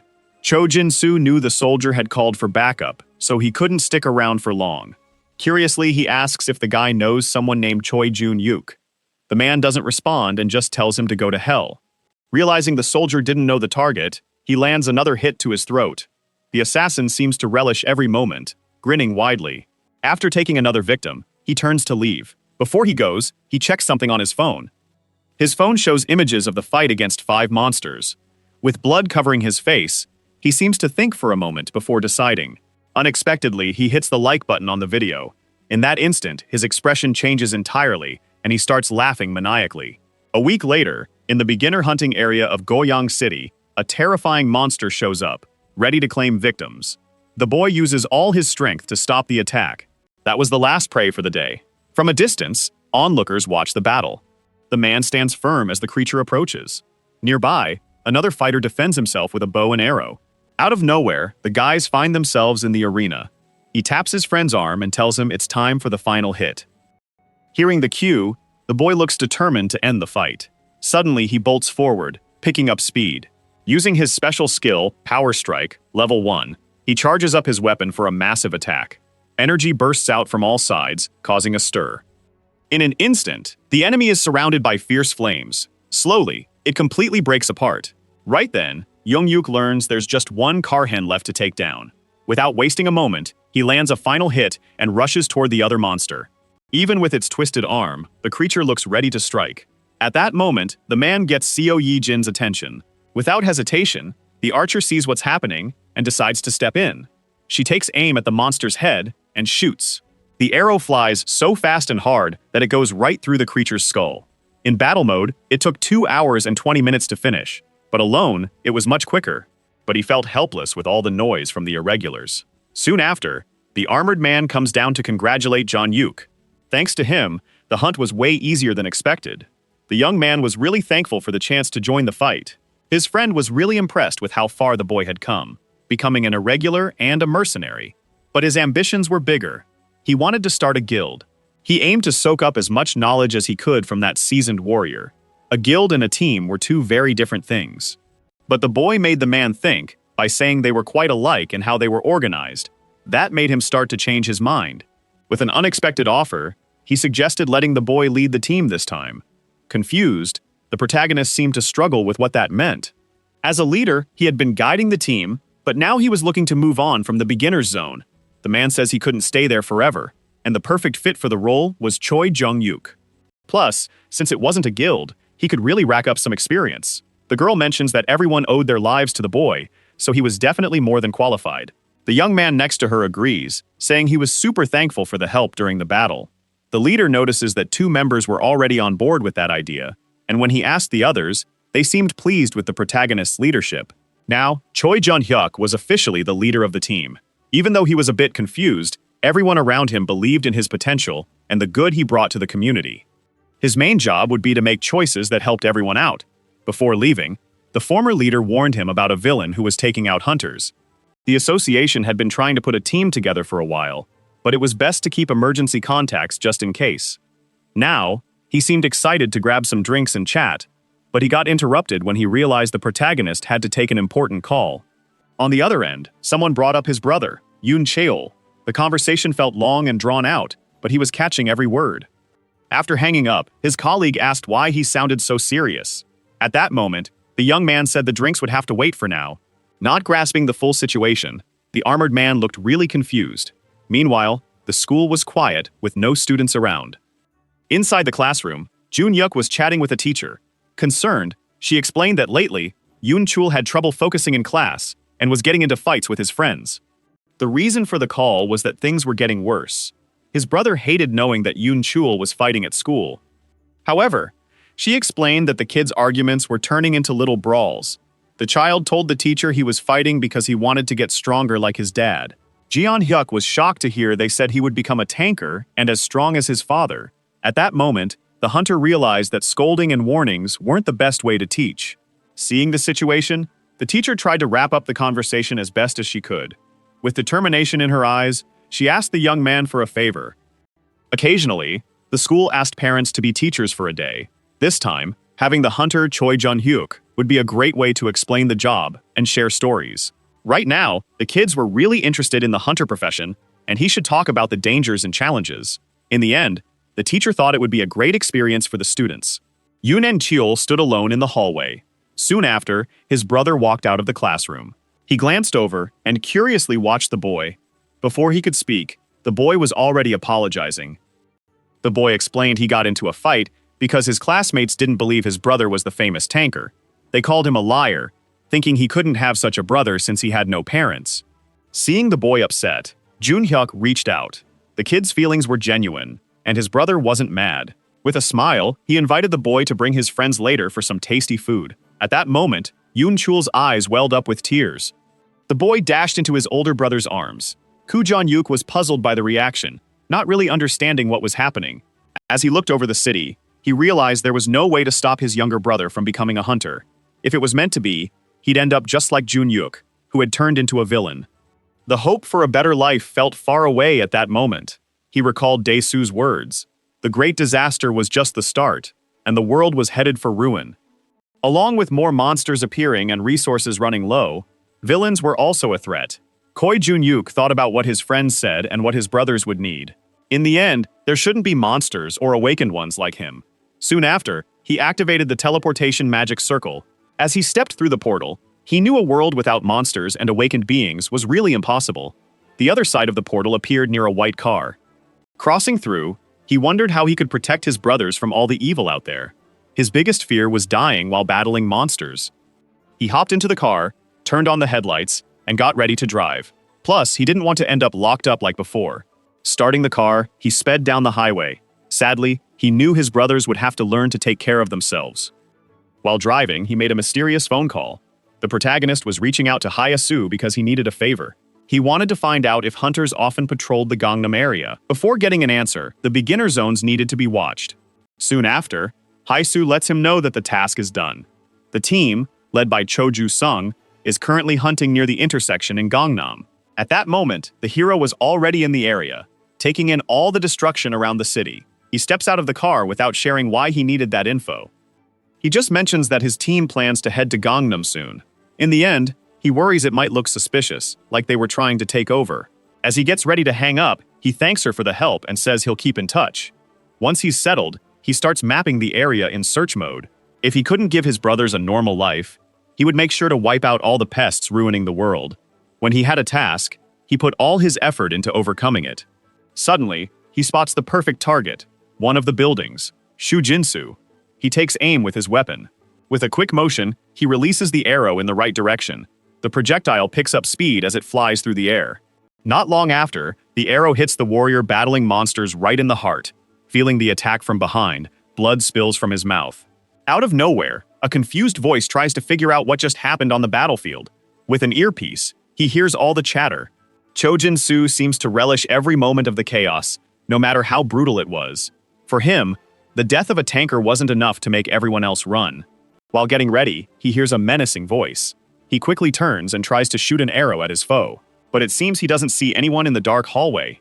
At that moment, he asks who's there. Jun-hyuk appears, calling out to the assassin, who gets confused when he realizes the man knows him. He grabs his enemy's weapon, leaving him speechless. Stepping out of the shadows, the protagonist slowly shows his face. Even though Cho Jin-soo didn't recognize him, he would find out eventually. Cho Jin-soo, puzzled, wonders if that jerk is messing with him. Without hesitation, he snaps the arrow and tosses it aside, showing off his strength. Johnny Yip drops a serious bombshell, accusing someone of selling out info on the villain's hideouts. Plus, he forced him to use the return stone before he was ready. In that moment, the assassin realizes how ridiculous the young guy's words are. No matter what the protagonist said, it wouldn't change a thing. Shu Jin-soo feels a surge of fear when he realizes he's being confronted, but he's not backing down and charges in for the attack. The warrior stands firm, watching all the action unfold. Meanwhile, his opponent rushes in, ready to strike. Chung Jun-hyuk seems to be eagerly waiting for each hit. His opponent tries to land a quick and precise strike with one hand. Soon after, he switches to a fierce kick. Realizing he's not landing any hits, he tries to leap forward. Cho Jin-soo feels lost, realizing he can't land a single attack. The hero keeps taunting him, noticing his confused look. Taken aback, the man turns around, shocked by the young guy's boldness. But before he can react, a powerful punch hits his face. Feeling the pain spread, he touches his face, looking embarrassed. With a grin, Jun-myuk says that from now on, his opponent won't need that meal anymore. Cho Jin-soo puts a hand in his pocket, searching for something. Suddenly, he activates a device that fills the area with smoke. Caught off guard by the sudden move, the young man can't see anything ahead. Realizing his opponent is vulnerable, the assassin grabs a sharp weapon. Jun-hyuk gets more and more frustrated, trying to see in every direction. Meanwhile, the man sneaks up behind the protagonist, but he's got a trick ready and activates his super sense.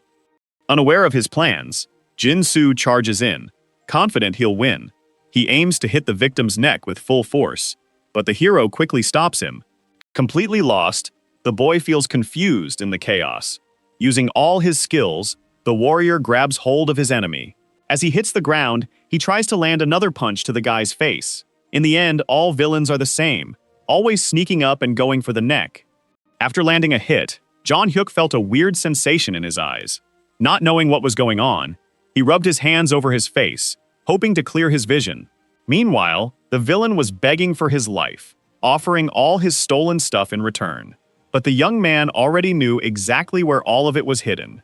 Stuck and unable to move, the boy was increasingly impressed by his opponent's skills.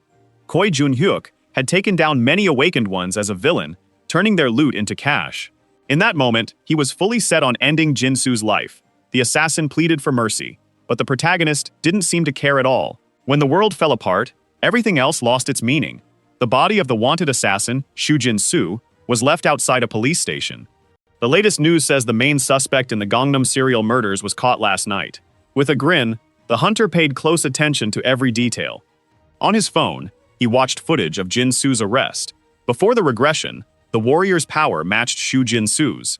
However, the 100-point strength difference was obvious, enough to rip that guy apart like paper. While watching the news, Yi noticed how happy people were about the arrest. A hunter mentioned it was tough to operate in Gangnam since many were scared. Now he felt relieved, knowing he could finally focus on his hunts. Soon after, the association president walked into the room. Spotting Jung-yuk, he apologized for being late. But the boy didn't seem to care. He had set up this meeting, which made the president think he might be in trouble. Shrugging it off, the hunter said it was nothing serious. The meeting was just to discuss some updates to the contract. The gray-haired man looked scared when he heard the boy wanted to end the agreement. Choi Jung-hyuk said the promise made to the president had to be canceled. Outside, sunlight lit up the whole area. On the highway, a car sped up more and more. Choi Jung-hyuk was driving with a small grin. Just then, a young guy woke up to the sound of the doorbell. He was taken aback when he saw who was at the door. Out of nowhere, he bowed deeply to Jae-hyuk. Meanwhile, the main character joked that the kid looked like a gangster. He had come over to chat with his grandmother. Right then, the boy called out for his grandma, shouting. When he heard Jung-hyuk had something important to say, her interest piqued. He kept urging the old lady to hurry up because it felt urgent. In the kitchen, the three of them sat down for a chat. On the table was a vibrant, powerful crystal. Jermyok said it was the dealer's awakening stone, a super pricey item worth around 1,000,000 billion. The grandmother was completely shocked, wondering how a young guy could have that. He planned to give the stone to Chang-soo if she agreed. The two looked puzzled by what the young man wanted. The hero explained he needed someone reliable for tough tasks, and Chang-soo fit the bill. But the old lady didn't seem on board because she thought the boy was a bit clumsy. He always got into trouble, but wasn't the type to betray anyone. In the end, he got a porter job and went hunting in risky areas, earning respect. Still, she didn't seem convinced to let her grandson go, even with promises of safety. Seeing the young man's determination, she agreed to the terms. Excited, Chang-soo was really thankful that his grandma said yes. Her final request was that the boy doesn't act like he's awakened for no reason. Kui Jun-hyuk explained he did mercenary work on the side, not officially part of the association. Confused, the boy asked if the association didn't care about that. Deep down, the protagonist knew they wouldn't want to get involved in that kind of work. Suddenly, he remembered the day he talked about his plans with the president. To do mercenary work, you need to open an office and register it as a business. But that was because of taxes, and being a mercenary was a whole different story. That's why the young man questioned if the president would allow guild registration. Right then, the gray-haired guy started to connect the dots about wanting to break the contract. If he set up a guild and messed it up, rumors about tax dodging and other stuff could pop up later. But the president looked puzzled about the idea of starting his own guild. He reminded the young man that since he got support from the association, he couldn't really help with this situation. Feeling lost, Choi Jung-hyuk was unsure about what to do next. Plus, the president didn't seem to get why anyone would want to do mercenary work when he already had plenty of cash. Determined, the young man explained that the more you can do, the more you want to grow. Not too long ago, he realized that taking down some monsters actually made a difference in the world.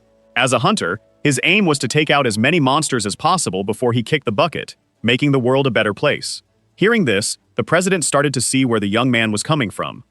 Suddenly, he calls out to Jun-hyuk, who replies right away, but he just asks if the young man came to the association to talk about cockroaches.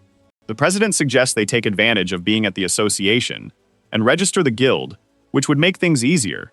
By registering officially, they could request help in the future, leading to a more organized process. With an official commission, they could avoid any misunderstandings between everyone involved. He smiles slightly and winks, waiting for the young man's answer.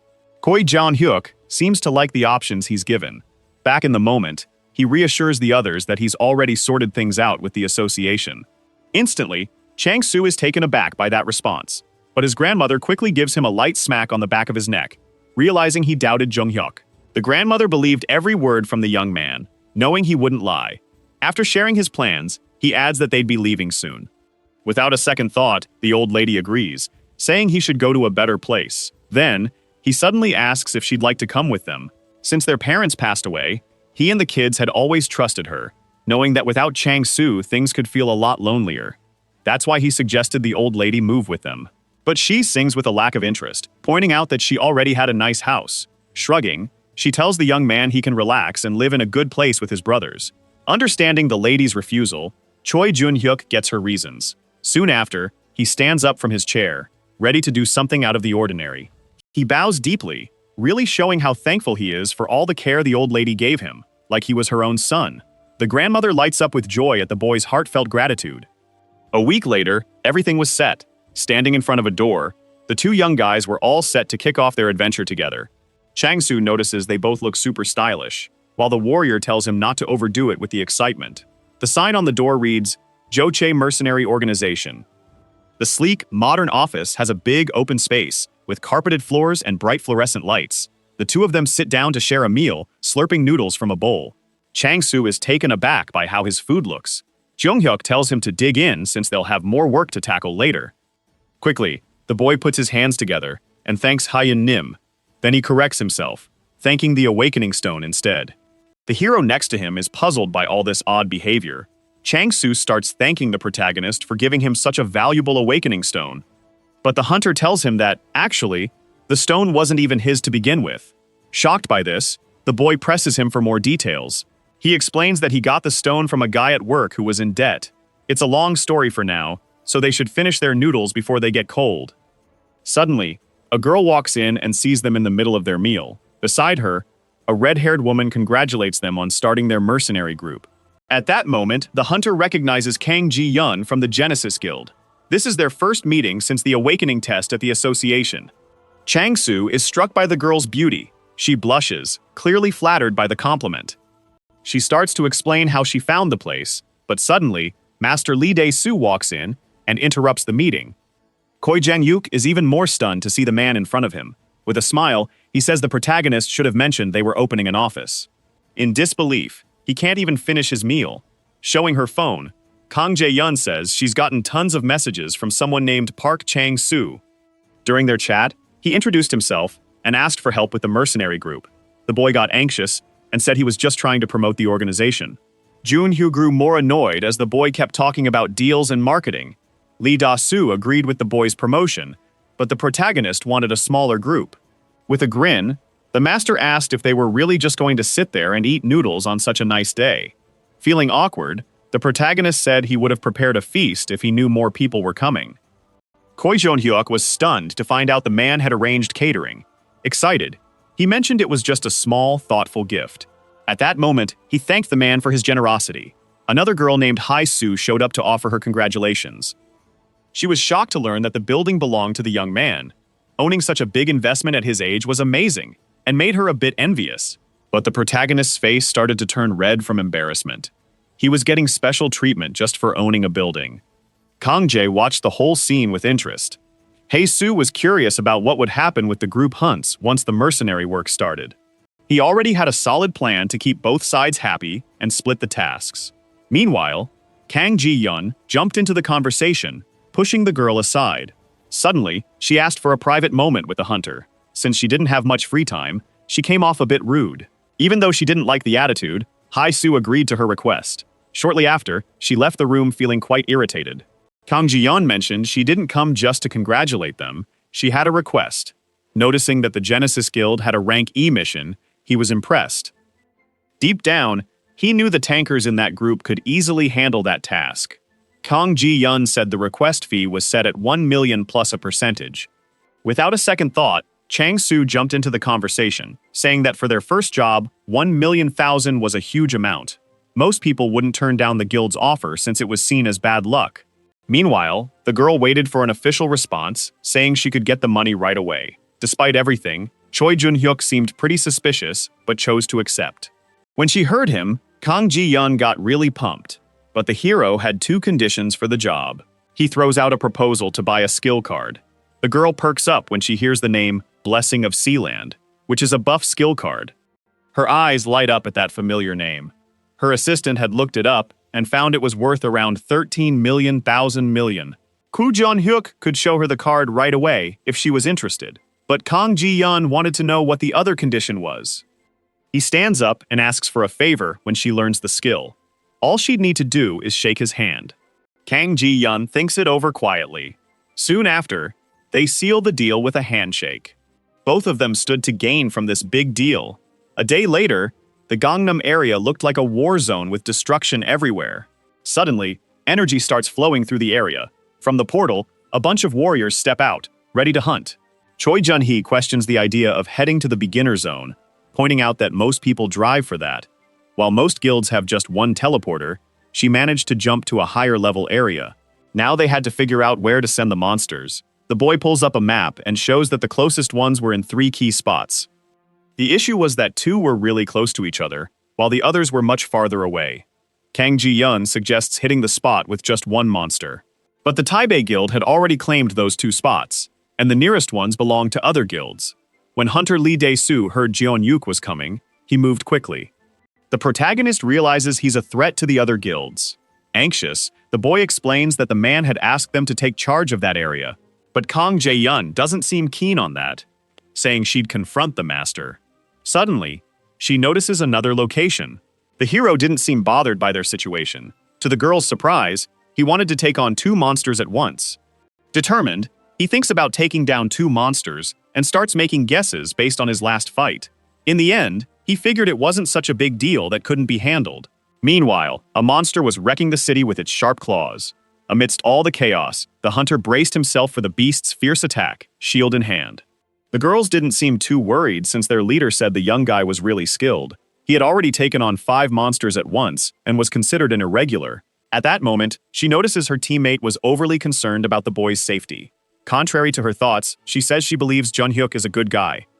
Usually, well-known tankers are pretty self-centered and arrogant, but Mr. Choi Jun-hyuk stood out by greeting everyone and being really down-to-earth. Kang Jae-eun still didn't seem convinced by what the girl said. Suddenly, she answers a call for everyone to get ready. Once the signal was given, they would launch their attacks. Meanwhile, Jun-hyuk was using all his skills to weaken the monster. He was darting around, but the 2 monsters were incredibly strong. Suddenly, one tried to strike him, but he managed to dodge it. In that moment, he realized he couldn't use the copied skills, or the ones from Park Gang-ho, but he didn't have time to dwell on that, and started running from the creature. He expected a tough fight, but facing 2 monsters felt like too much. Lifting his shield, he starts to gear up. Suddenly, he channels all his power, unleashing energy amidst the chaos. That was the perfect boost to launch an attack. The other guild members began to emerge from their hiding spots. From a distance, they watched in shock. With sweat dripping down his face, Jun-hyuk thought about the trouble he would have faced if he hadn't taken Yeom-young's ring.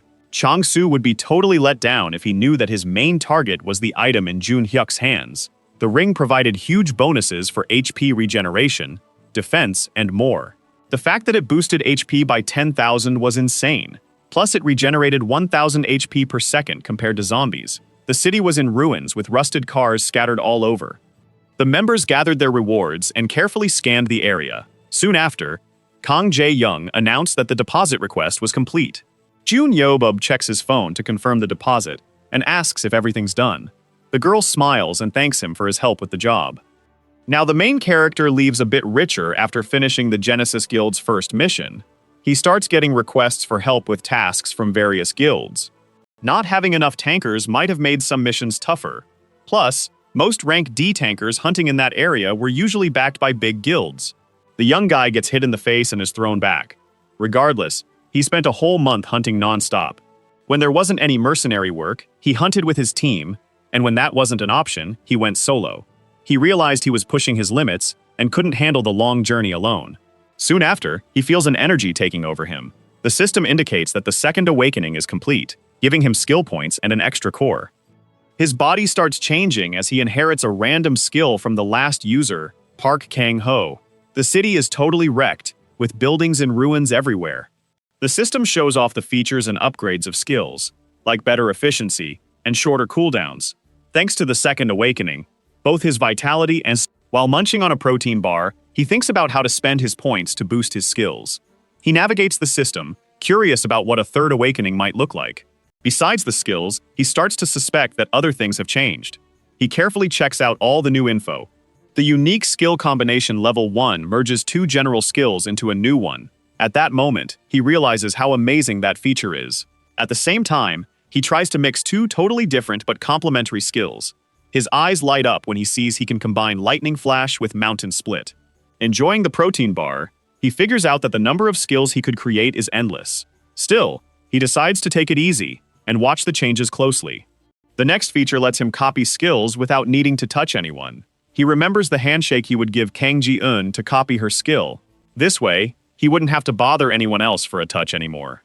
If the second awakening gave him that much power, he wondered what the third would bring. Now, he was all set to check out the skill he was most eager to see. The top-level Valkyrie skill summons a Valkyrie based on the caster's pure stats. This skill was passed down from Park Kang-ho. Suddenly, he spots something odd happening right in front of him. The option to summon a Valkyrie pops up with yes and no choices. Determined, he declares there's no way he can turn down such an offer. Before long, blue beams of light start swirling in the air. A portal begins to open up in front of the warrior. Feeling confused, he struggles to grasp what's unfolding before him. A stunning female figure starts to take shape from the beams of light. The energy is so overwhelming that he can barely take in the whole scene. In no time, the Valkyrie is fully formed and calls him Lord. Amazed by this ability, John Hyuk is left speechless, unsure how to respond. Looking at the system, he seems genuinely stunned by what just occurred. The info shows he can name the Valkyrie. However, her status window looks a bit off, lacking skills and gear. She explains that her lord needs to equip the empty slots. If he gives her gear, it will be applied directly to her. Even though it felt odd, she starts to grasp what needs to be done. Shortly after, a portal opens when he activates the subspace. Kue Junhyuk sticks his head into the red energy, searching for valuable items.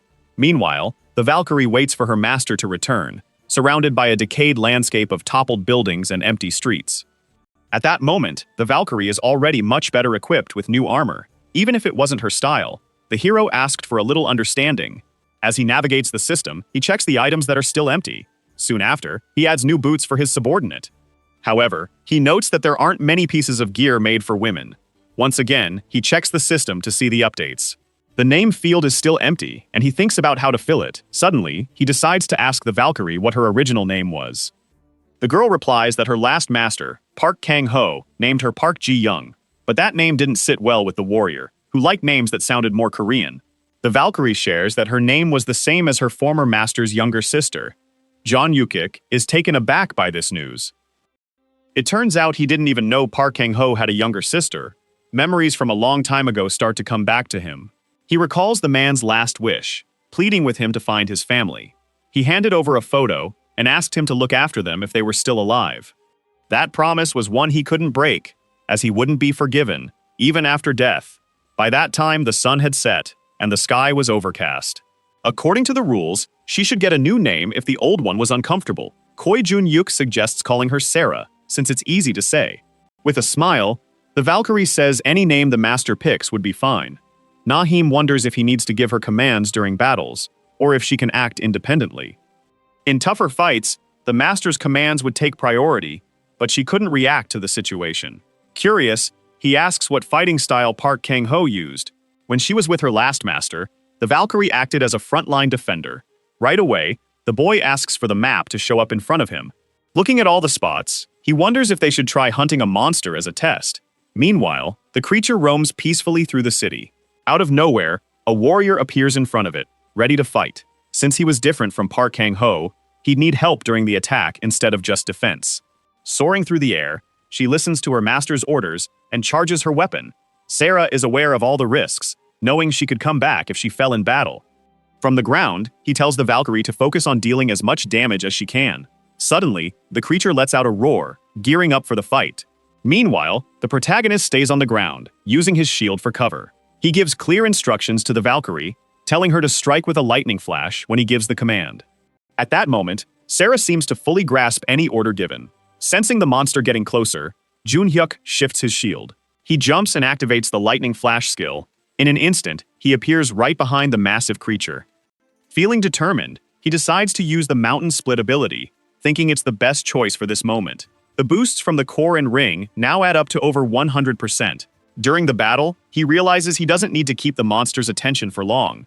He now chooses to attack with his shield. His weapon moves at breakneck speed and slams into the creature's face. At that moment, he commands Sarah to attack, and she's ready to go. Right away, the Valkyrie takes off as fast as she can, set to use lightning flash. Before long, she's already behind the creature. With a powerful swing, she uses mountain split with her sharp spear. The monster's eyes nearly bulge out as it feels the pain coursing through it. That strong move was enough to take down the enemy. They exchange focused looks as the monster slowly fades away. With the Valkyrie beside him, the protagonist felt ready to tackle rank D. Meanwhile, everything seemed peaceful around Tool Street. As he walks through the area, Junhyuk realizes that Sarah has some emotions. She used to be human before becoming a Valkyrie. Valkyries were originally from a destroyed world, chosen for their achievements. As the Valkyrie's voice echoed through the system, the warrior starts to grasp the situation. When he reaches his destination, he spots an employee with short hair and glasses. He asks for permission and tells her he's there because of rumors about a skilled master craftsman. However, the girl tells him the shop isn't taking production orders anymore. Her expression changes when he mentions S-rank equipment. Completely taken aback, she asks him to repeat what he just said. He has materials from B-rank monsters and wants to create equipment with them. At that moment, the girl is totally shocked, wondering how he got B-rank materials, but he seems reluctant to share his source, saying he'll look for another shop. Realizing she overreacted, the employee apologizes for her curiosity. He specifically requested an armor set, +1 in a female version and portable shields. After doing some quick math, the girl asks for the woman's measurements. The warrior thinks for a second and tells her that the woman is around 1.7 meters tall. When she asks about her bust size, he glances at the system, waiting for the Valkyrie to respond. Blushing, he mentions it might be a B cup. Once she gathered all the key info, the employee had everything she needed. Since they were using B-rank materials, it would take about 5 months to finish. For now, his current gear was sufficient, and he had 6 months until the next gate opened.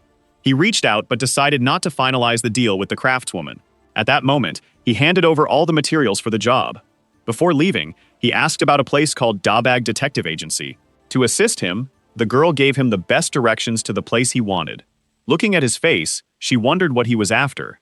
Soon after, he arrived at his destination, a building with locked gates.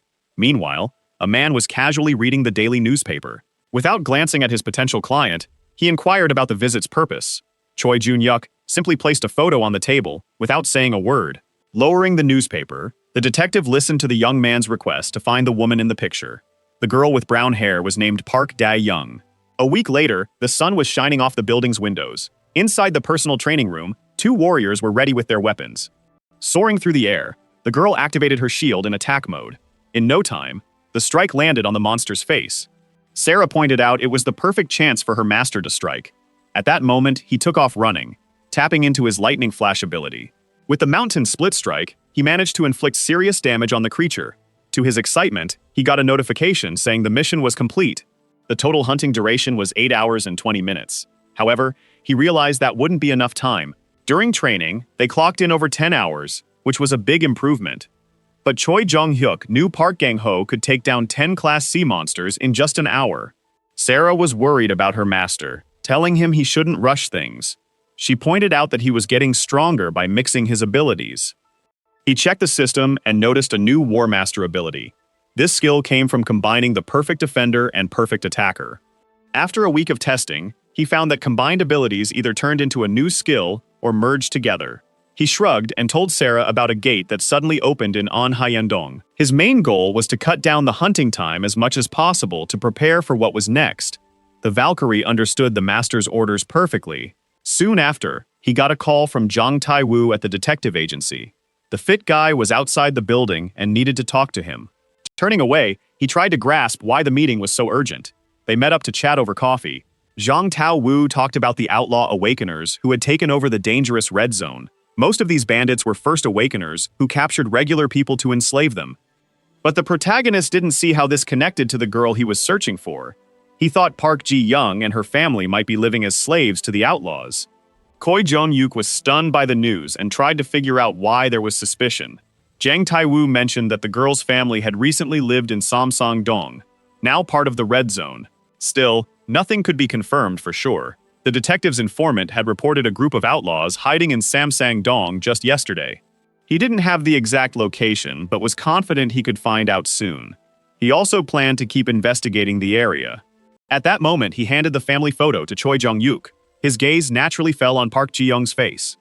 Meanwhile, night was settling over the city. When he got home, the protagonist looked for his younger siblings. Seeing the kids' faces instantly brightened his mood. When he learned they had been studying all afternoon, he said they deserved a treat. Meanwhile, a woman told them she was making dinner. With a smile, she said they would serve it up as soon as possible. Koo Jung-hyuk was really impressed by all the food the woman had made. Soon after, he asked Yoon Cheol about the new nanny they just hired. While they were eating, the boy mentioned how much he liked the nanny. Ever since she came, the house was always tidy, and the food was amazing. Young Jung said the nanny played with them and helped with their homework, leaving the hero surprised he didn't know all the things she did. Not long after, she told them it was time for her to head home. Before she left, she asked if they had any last requests and waited nervously. Choi Jong-yuk looked her over carefully, examining her closely. The two of them stayed silent, facing each other. Since it was Miss Jae-hee's last day, the protagonist asked if she'd like to extend her contract. With a small smile, she said she wanted to be hired as a regular employee. Hearing this made him really excited, and he decided to go for it. The president of the association was the one who hired the nanny, who turned out to be younger than expected. She explained that her family's situation wasn't great, so she chose to work with kids. These days, finding a decent job is super tough. Plus, Jaggy had her own personal reasons for taking this kind of work. When he heard that, the hero didn't get what she really meant, but the girl just smiled softly and didn't say anything.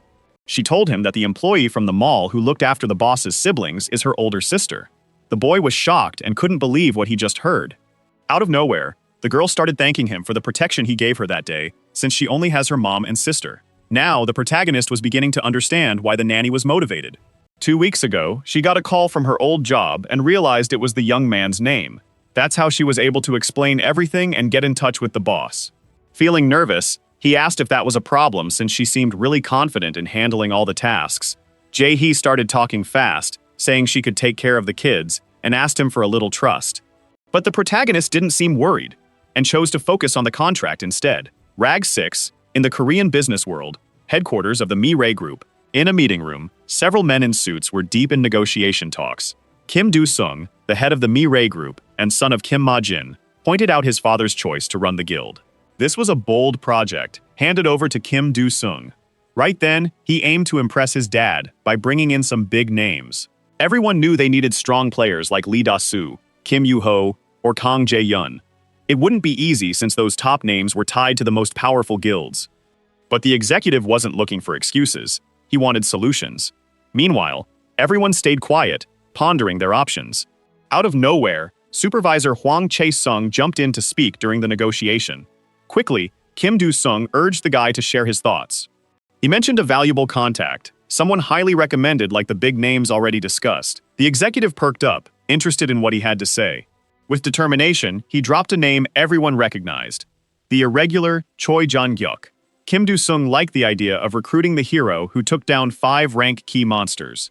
If they could get that hunter on board, it would bring huge benefits, especially in terms of publicity. Standing up, Kim Do-sung appreciated the young man's perspective. He quickly started calling out the old executives who didn't have the sharp minds like Supervisor Hwang. Slamming his hand on the table, he grabbed his colleagues' attention. Kim Do-sung reminded them that Jong-yuk already had a contract with the association, likely with a clause blocking him from joining guilds. Hwang knew this, which made the top guilds back off. Despite the obstacles, the young man believed they could still recruit him, and even with the pushback, he was ready to take the chance. Meanwhile, the executive watched the young man, appreciating his passion and determination. The next step was to figure out how to approach Choi Jong-yuk. Up in the Ilsan hunting field, things were looking grim. Suddenly, a massive monster showed up, showcasing its full power. The enemy's fierce, unyielding gaze was searching for its next target. On the ground, Jun-yuk was looking for the closest monster to take on. With a jump, the green creature charged in like a bomb ready to go off. Through the smoke, the protagonist sensed its gaze locking onto him. In a flash, he activated his sword and summoned the Valkyrie. Sarah's form began to take shape, gathering all the energy. This was the perfect chance to put their training to the test. Without hesitating, Sarah charges into battle against the feared monster. She uses her shield for protection and goes in for a strong hit. Moments later, she lands a solid blow to the creature's face. Right then, the monster starts to wobble. Choi Jun-hyuk rushes in to try out his lightning flash ability. He teleports behind the beast, which doesn't notice him at all. On the other side, Sarah suddenly appears, hovering in the air. Meanwhile, the monster keeps an eye on both threats closing in. Together, they trigger the Mountain Split ability. The attacks target the creature's tough body. The fight goes on for exactly 3 minutes and 40 seconds, packed with power and skill. At that moment, the warrior realizes he's really ready. The two were chatting when an energy started to swirl in the air. It looked like a gate was opening up. But the protagonist had no idea it was happening. Taking a closer look, Sarah sees it's a treasure dungeon gate. She'd been through one with Park Kang-ho, and they scored some powerful artifacts. For instance, the strength weapon and booster the young man used. He got them inside the treasure dungeon gate. Since this was a rare gate, they needed to seize the chance and enter quickly. Before it vanished, the two warriors would step through the portal. Moving toward the energy, they took slow steps together. Soon they found themselves in a narrow hallway. Without wasting time, the young man pulls out his map to navigate. As they stroll calmly, Jun-hyuk realizes it's a labyrinth and appreciates the map ability. At that moment, Sarah understands she might not be very useful on this mission, but just having the Valkyrie is a big help. Shortly after, he opens the info tab for a quick search. He looks up Treasure Dungeon Gate, a place where artifacts and abilities from a destroyed planet are stored for future use. Jeon-hyuk feels uneasy about the place, thinking it must have some kind of security. As he walks, he spots something off and tells Sarah to stay still. In that moment, he realizes it's a trap. The floor looks normal, but if you're not careful, you could fall right into a hole. Even with the issue, they don't need to figure out which tiles are traps. The main character can use his strong weapon to handle it for both of them. With one swing, he wrecks everything in front of him. The rubble quickly tumbles into a dark, endless pit. Now they can cross safely, stepping on the leftover tiles. The map points out exactly where the warriors are. Out of nowhere, an arrow flies, but Jong-hyuk blocks it with his shield. They keep moving deeper into the labyrinth. In the next room, a giant cement ball chases them. Their position keeps shifting as they run. When he opens the treasure chest, he finds 2 skill upgrade stones and a dungeon gate generator. After grabbing the loot, they keep walking side by side. The Valkyrie uses her levitation to shield her master from a green slime. They continue to navigate the vast labyrinth. They finally reach a strange, unusual room. This one is much bigger than the others, but thankfully, it has no traps. In this room, there's no chest, just a book. One is an item, and the other is a skill. Without a second thought, Jun-hyuk reaches for the book, but he gets jolted back with a warning about missing requirements. Confused, the warrior can't figure out what he needs. Suddenly, a green figure emerges from the shadows, noticing the newcomers. Both of them turn toward the voice trying to talk to them. It's the golden goblin, Jade, who starts to recognize a familiar face. Shocked, Sarah realizes she knows the goblin from before. Jade mentions that the Valkyrie was with the last user during the previous visit. Choi Jun-hyuk asks if he could get the book by defeating the golden goblin, but the goblin laughs and says it can't offer any reward, even if it dies. The hero's goal was just to get out of the labyrinth with that book. It seemed pretty straightforward. The goblin would give him the go-ahead, and he could grab his prize. His job was to help the second original user of the system level up as fast as possible. The hero was puzzled, wondering how the creature knew so much. With a grin, it explains that anyone can enter the dungeon, but only the second user can meet it. That's when he starts to realize this goblin is anything but ordinary. The green figure was made by the last master using a power of creation similar to his system. When Choi Jun-hyuk hears about this power, his curiosity about the secrets grows. But those questions couldn't be answered. He had to figure things out himself. Changing the topic, he goes back to asking for permission to access the book. Before that, the creature starts pulling something from its clothes. He'd have 2 choices before opening the treasure. Soon after, the golden goblin shows up with 2 bags, one in each hand. The first choice is to pick 2 out of 5 legendary skills. The second choice was to take one of the 3 main abilities from the previous user. At that moment, Cho Lee-jong-yuk realizes he might get Park Kang-ho's abilities. Since the transfer between users was done, those benefits were definitely possible. With a worried look, Sarah warns that Park Kang-ho didn't trust the golden goblin. That's why she tells her new master not to fall for any traps by trusting the creature too much. Unbeknownst to them, something unusual was happening. The giant room was completely silent. Noticing the hesitation, the goblin suggests he go for the legendary abilities. Feeling anxious, Junyev asks if the previous user benefited from those options. The goblin replies that Park Kang-ho used the system solely through his own power, gaining nothing. The boy also wanted to know what it took to activate the treasure. To activate the treasure dungeon gate, the second original user must undergo their second awakening. At that moment, he realizes why Kichu never mentioned it. He died before the second awakening. With a smile, the creature asks if he has any other questions. Now, it's time for the young man to make his choice. On one side, 2 legendary abilities, and on the other, one of Park Kang-ho's past abilities. The boy knew exactly what he wanted without any second thoughts. He confidently pointed to the bag containing the previous user's abilities. Still, the goblin was puzzled by his choice, since it wanted him to pick the other bag. To it, one of Park Kang-ho's abilities was way more valuable than the alternative. Regardless, the goblin didn't have any major issues with his decision. Now it could show him the list of abilities. Soon after, the book starts flipping its pages, buzzing with energy. When the system opens, Jong-yuk looks a bit confused by his choice. The ability Descent of the Giant was about transforming his body using a crystal record. After some digging, he finds out he could grow in size and strength, matching that of a monster. With the right crystal records, 8 people could be powered up. They all had to be completely trustworthy to be on par with the creature. This way, the team could take down the monster thanks to their massive size. Without showing excitement, the boy realizes he's gained something really useful. As he turns away, he sees energy swirling all around. Wasting no time, the 2 step through the portal, saying goodbye to the goblin. As they left, the creature hoped the young man would keep growing. One day, he'd be ready to understand the power of creation and become a complete person at the right moment. Meanwhile, night falls over the city. Choi Jung-hyuk and his siblings are enjoying a meal made by the nanny. His mind is on everything that just happened, including the shady goblin. Deep down, he feels something off about the creature, which he doesn't trust. Suddenly, his sister notices he's zoned out. Coming back to reality, he tries to rejoin their conversation. The child asks for permission to go to the amusement park this week and take Jae-hee along. The girl's eyes lit up when she heard about the nanny coming.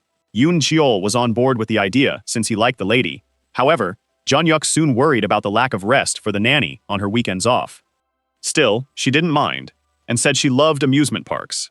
Jae-hee added that she wasn't tired, and often went to the same places on her days off. Yoon Chul felt really happy when he realized the nanny would join them. The kids had a soft spot for her since she always gave them lots of attention. Outside, everything was calm, and the office lights were still shining. An old man was playing golf peacefully next to his son. That was Kim Do-song, the president of the Mi-rae group. He looked a bit worried as he gave advice to his son, who was working on the guild project. Soon after, he takes a swing at the golf ball. Unfortunately, it goes straight but doesn't make it to the hole. Even though it was late, the boy still needed help from his dad. He was suspicious and didn't believe his son was lost in his plans. The executive mentions that the person he wanted to recruit was part of the association. He keeps playing.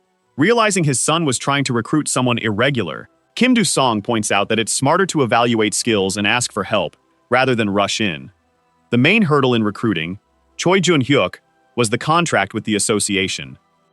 At that moment, the old man knows he needs to have lunch with the president. He raises his golf club and warns his son to do whatever it takes to succeed. If he fails, he should resign immediately. Over in the Seoul Jamsil Joy World area, kids and adults are clearly having a blast on the rides. Jae-hee walks around holding hands with Yeon Jung and Young Chol. Choi Jung-hyuk also joins them for some fun. His younger brother looks super excited about the rides. The nanny curiously asks which attraction he wants to hit first. With excitement in his eyes, he suggests they try the roller coaster first. Meanwhile, the girl is carefully taking in all the sights of the park. After a moment of thought, she says she'd like to ride the Viking ship. Finally, Jaggi turns to ask Jaeon-hyuk which ride he wants to go on. Not sure what to say, he quickly blurts out the gyro drop. At that point, Yoon Chul decides to skip the roller coaster and ride the gyro drop with his older brother. But they didn't need to worry, since they could go on all the rides they wanted. Hearing that, the boy felt thrilled at the idea of enjoying the whole day. The nanny, feeling concerned, asks if the hunter is overdoing it, but he realizes he's been away from his siblings for a while, just focusing on work, and he's actually okay with that. Out of nowhere, they spot some guys in suits coming their way. The protagonist looks confused, not sure what's going on. All those bodyguards must mean someone important is around. Jaggi quickly checks out the figure and recognizes him. It was Lee Byung-hoon, the oldest son of the Shinseung Group, the top company in Korea. Now the protagonist gets just how significant this guy really is. That's when it hits him that the face looks familiar. This is the guy who would eventually shake things up in Korea. Meanwhile, the giant bear was gathering intel on the target. Its job was to get into the park and take out the target, his son, along with 5 bodyguards. While everyone else acted normal, the bear kept a low profile, scanning for any threats. Choi Jong-hyuk dashed off to grab 4 tickets for 2 adults and 2 kids. The park was massive, filled with huge rides and cool attractions. The kids were having a total blast on the roller coaster. The adults, on the other hand, were tense and couldn't relax. The next ride was the Viking ship, a huge and exciting attraction. Once again, the kids were loving every moment of the ride. Meanwhile, the protagonist felt like all his energy was being drained. Now they were off to the next attraction, something totally different, like an elevator ride. Yeonjung and Enchil were thrilled with how the day was going and couldn't hide their excitement. But the adults were struggling with the rides, looking scared of everything. People kept enjoying the park, wandering around in all directions. They decided to take a break for some tasty food and continue their adventure. The chicken and churros looked amazing, and they couldn't wait to dig in. Jae ordered the food she knew the two would love. Meanwhile, the older brother tried to catch a little rest because he was super tired. Soon after, he notices the bodyguards are missing, who were supposed to be protecting the important people. The man sits on a bench to read a newspaper next to the curious child. It seemed like his dad wasn't paying attention to him. Koo Hyun-hyuk felt annoyed when he realized the bodyguards were right there, making things a bit awkward. Out of nowhere, he picks up on something off and feels the tension in the air. Confused, he turns his head to take a closer look. Yoon Chael was happily munching on a tasty churro in front of him. The food court looked calm, with no obvious danger around. The bear and cat costumes were no longer in use. From a nearby building, 2 people were watching everything through binoculars. They wanted to see if the investigation had gone as planned. At that moment, they noticed the person next to the target was the unusual Choi Jung-hyuk. But it seemed like his partner didn't realize the power Hunter had. That was definitely an unexpected factor that could mess up their plans. Still, he didn't seem connected to the target. His partner asks if they should change their plans or adjust anything in the operation. In the end, they couldn't undo anything, but they needed to be ready for any threats. Quickly, they passed on the info to focus on yellow and blue, leaving green with the bodyguards. Ultimately, black and purple would handle taking out the target without any issues. Yoon Chol looked really happy with his food since he loved chicken. Suddenly, he spots something odd next to him. It was a lonely boy, probably around the same age. The boy was sitting all by himself at a table. Yoon Cheol starts watching him, waiting for some kind of response. Soon after, the boy silently meets his gaze. He quickly reaches out his hand and offers some chicken, saying it was really crispy. Usually, he would eat it alone, but he was ready to share. The boy looks suspicious and seems hesitant to take the chicken. Sensing a potential threat, the bodyguards step in. One of them warns that it's not allowed to offer food to the young master or even talk to him. Feeling embarrassed, the child apologizes for interrupting. Noticing the bodyguards scolding his brother, Jeon-hyuk gets up from the table. Frustrated, he couldn't believe those guys in suits were scaring kids. But one of them didn't like how the man was talking, thinking it was too casual. The executive quickly told the bodyguard to chill, saying this was just a normal thing. Lee Byung-hoo introduced himself and apologized for his security crew. Koo Hyun-hyuk greeted him, realizing he wasn't one of the awakened. He called his son over, asking Sang-woo to say hi to the others. Following his dad's request, the boy bowed politely. Yoon Chul asked the master if the boy could join them for some chicken. With a small smile, the man quickly agreed. At that moment, the protagonist noticed everyone seemed really friendly. The kids sat down with the nanny and started sharing food. Meanwhile, Lee Byung-hoo mentioned that his son had a healthy diet and didn't eat junk food often. Once a month, he brought in chefs from the US and China to cook for the boy. Realizing how wealthy and powerful these people were, the hero just smiled slightly. He spit out his drink when he realized the man thought Jack was his wife and the kids were his. He quickly cleared up the mix-up, saying they were just his younger siblings. Also, the woman with long hair was just the nanny they hired. The executive was confused, unable to believe the man took the nanny to an amusement park. But he got it when he heard that his siblings really liked her. Lee Byung-hoo's smile felt a bit weird and annoying. Noticing it was getting late, he called his son to leave. The boy seemed to be having a great time with the food and his new friends. Yoon Cheol asked the boy to meet up again so they could play. Saying goodbye, he followed his dad to the exit, agreeing to see them again. Meanwhile, the criminals were keeping a close eye on the target. At that moment, his father noticed the boy looked really sad. Curious, he asked if the boy had any friends at school. With a sad face, he said he wasn't sure if his friends were real, since he was the grandson of the Shinsen group. His dad disagreed with his views, talking about the social hierarchy in schools. Soon after, he admitted that friendship is basically an illusion. Out of nowhere, a guy in a black jumpsuit and mask walks up to them. He stops, pulls out his sharp sword, and gets ready for a fight. Sungwoo points at the suspect, showing him to his dad. From the right, another threat comes in with a weapon. Another thug is creeping closer from the left. In a panic, he calls for the security chief, Kim, who's already set to protect everyone.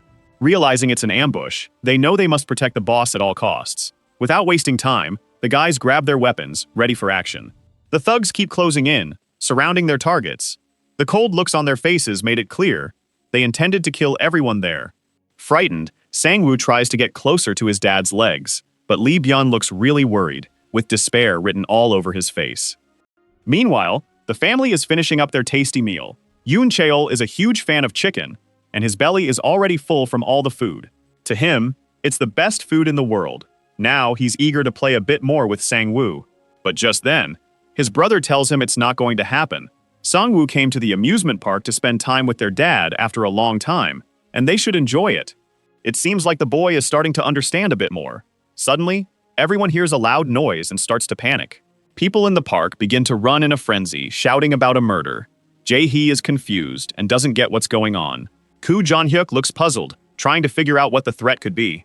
Without wasting time, they get up from the table, ready to leave. The main character realizes they need to get out of the amusement park fast. Yoon Shul says he can't run, and asks his brother to take down the attackers with his super strength. However, he knows the police will be there soon to handle things, so he thinks there's no need for him to get involved, even if the kid thinks it's necessary. Meanwhile, the kid is trying to convince his brother to stop the bad guys. Jae-hee agrees with him as she walks over. The woman tells the boss to keep everyone safe until the police show up. She reassures him that she'll look after Yeonjung and Yeonchul. The guards went down one by one, unable to fight back. Even though he was shaking, the head of security was still ready to protect his boss. The love in his eyes revealed all the anger inside him. As he looked at the different colored fabrics, he realized it was the rainbow.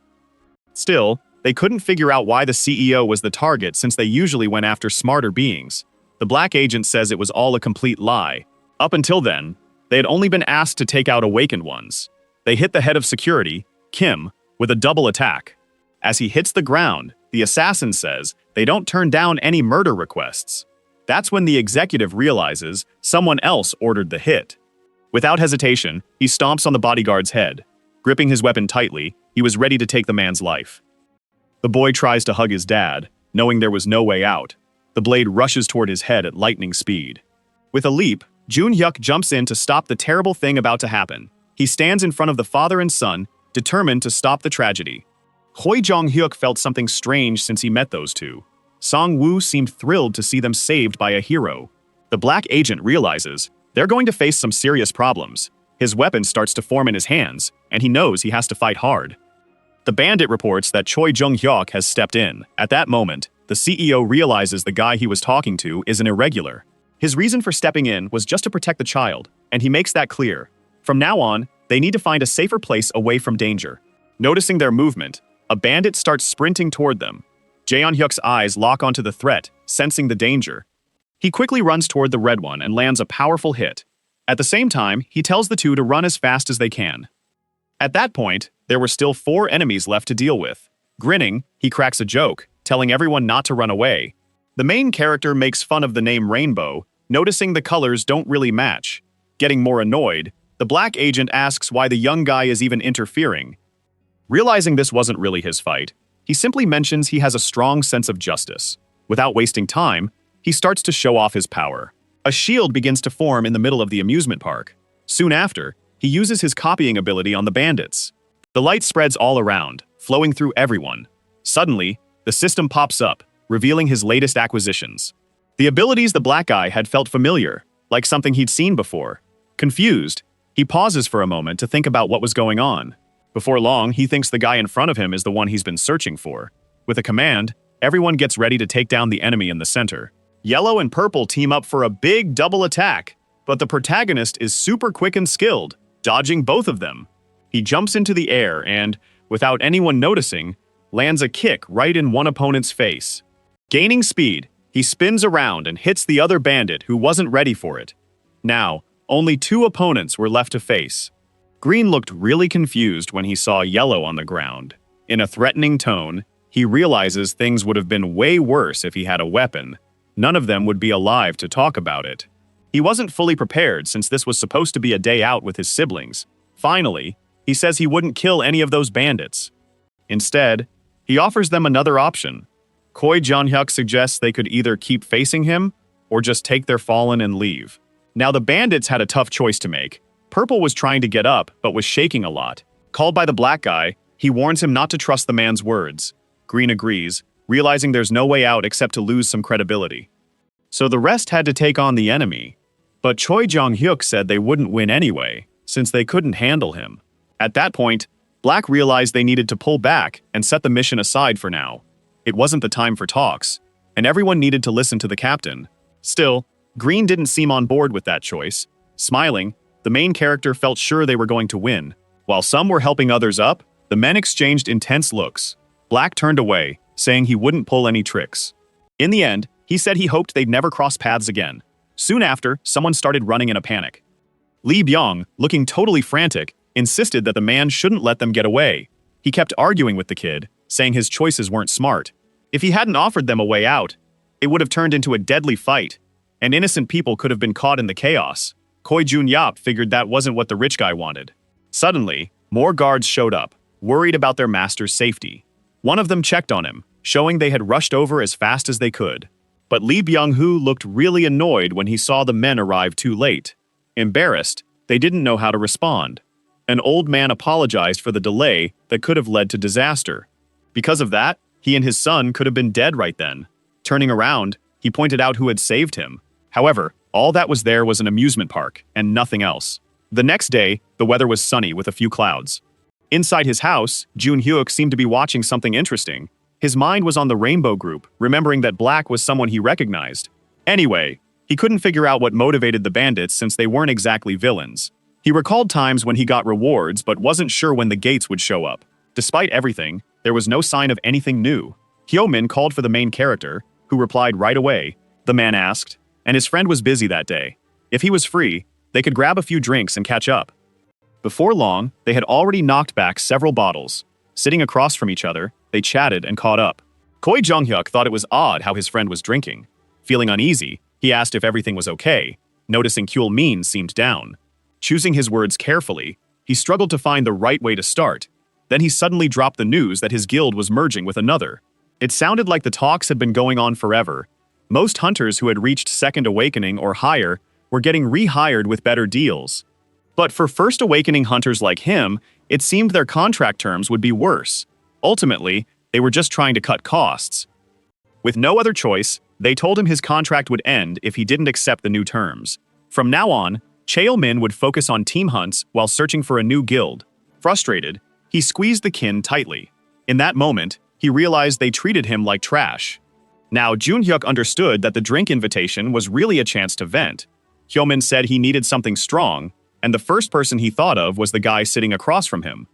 With a smile, the protagonist's mood began to shift. Changing the topic, he told his friend not to worry and to join the mercenary group. Kyul-min realized his friend was talking about the group he had started. The one person he always wanted to recruit was Kyul-min, but he held back because of the other guild. Even with the offer, the guy didn't seem too keen, finding it all a bit odd. Officially, there was a leader and a vice leader, but he didn't feel the need to act differently. Nervous, Chol-min seemed hesitant about the offer, but eventually agreed to his friend's suggestion. Koi Jong-hyuk laughed as the man asked him not to act like the boss. With a bit of teasing, he said if he was ordered around, he'd comply, but in a sarcastic way. Meanwhile, the valuable object on the table started to glow brightly. Startled by the brightness, the protagonist noticed the object's change. From a distance, Chaeil-min could hear a strange sound. Finally, that reward was sending out strong signals. Apparently, a gate had just opened nearby. Looking at the setup, he sees there are actually 3 dungeons of varying levels. In just 3 days, these dungeons will open up. If he wants to dive into one now, 2 will still be available. Without wasting any time, he summons the Valkyrie, who immediately responds to him. With dungeons ranked F, E, and D, he wonders which one to choose, but they all seem pretty easy. Ultimately, he figures he can handle any of them just fine. Sarah suggests they create a scenario where 2 newly awakened individuals take the lead. He decides to aim for the highest rank, since it offers slightly better rewards. Meanwhile, Cheo-min thinks his friend is totally out of it for talking to himself. He makes the call and tries to reach Chang-soo on the other end. He quickly calls his subordinate to the office, stressing the urgency of the situation. Everything around them seems calm and quiet without any major issues. Chang-soo just got to the office, ready for the news. The boss mentions that Cheo-min will join the mercenary group starting today. Both are excited and happy, realizing they'll be working together. Changing the topic, the boy asks what the boss was going to say earlier. However, he cautions that the important matter is different. With a command, he brings the Valkyrie into the room. The guys are stunned when they see Sarah. She walks in, dressed beautifully and exuding a powerful presence. From now on, this Valkyrie will be the vice leader of the mercenary group. Smiling, she thanks her master and introduces herself as Sarah. After the initial shock, the men are left confused by everything. Soon after, they find themselves captivated by her beauty. Kang Ji-eun used to be the most beautiful woman to Chang-soo, but next to Sarah, she doesn't compare at all. Laughing, Kyul-min tries to keep his friend in check. Out of nowhere, Choi Jun-hyup says he was about to share a top-secret confession. To everyone's shock, he reveals he's not actually a tanker. His co-workers are stunned, but he reassures them it's true. Plus, many people have called him an irregular because he's different from typical awakened ones. In the end, he could be seen as a multi-class awakened. He started out only able to use tanker and dealer skills, but after his second awakening, he unlocked a whole new set of abilities. Chang-soo looks genuinely impressed by all the things the irregular can do. Hyo-min tries to calm him down, eager to hear more of the story. He shared this info because he wanted to take them somewhere. Since they were like family at that moment, he thought it'd be more fulfilling for everyone to grow together. Not getting his intentions, Chang-soo asked where they were headed. As he opened the system, something started to show up in the room. Their destination was the rank D dungeon. Without wasting any time, the protagonist picked the portal. A red light filled the room. The 2 were in a panic, unable to grasp what was going on. The energy began to fill the space, forming a portal. Choi Jun-hyuk explained that this was a dungeon gate. The hero was the first to step in, followed by his 2 sidekicks. The 2 were in disbelief, looking more and more confused. In desperation, they begged their boss to come back and explain things more clearly. Kyul-min felt sweat trickling down his face, getting increasingly anxious. Meanwhile, Jun-hyuk and Sarah had already gone through the portal and entered the dungeon. The system confirmed that the second original user had entered, leading to a big boost in rewards. Seeing that her master wasn't familiar with the Red Orcs, the Valkyrie gave a quick rundown. Red Orcs were monsters from Sarah's world, and during the Demon War, they were the worst of the worst. They might not be a huge threat to her lord, but everyone around him should definitely be on high alert. So that's where the video wraps up. If you want to catch the next part, hit that notification bell, and see you next time on Tav's channel.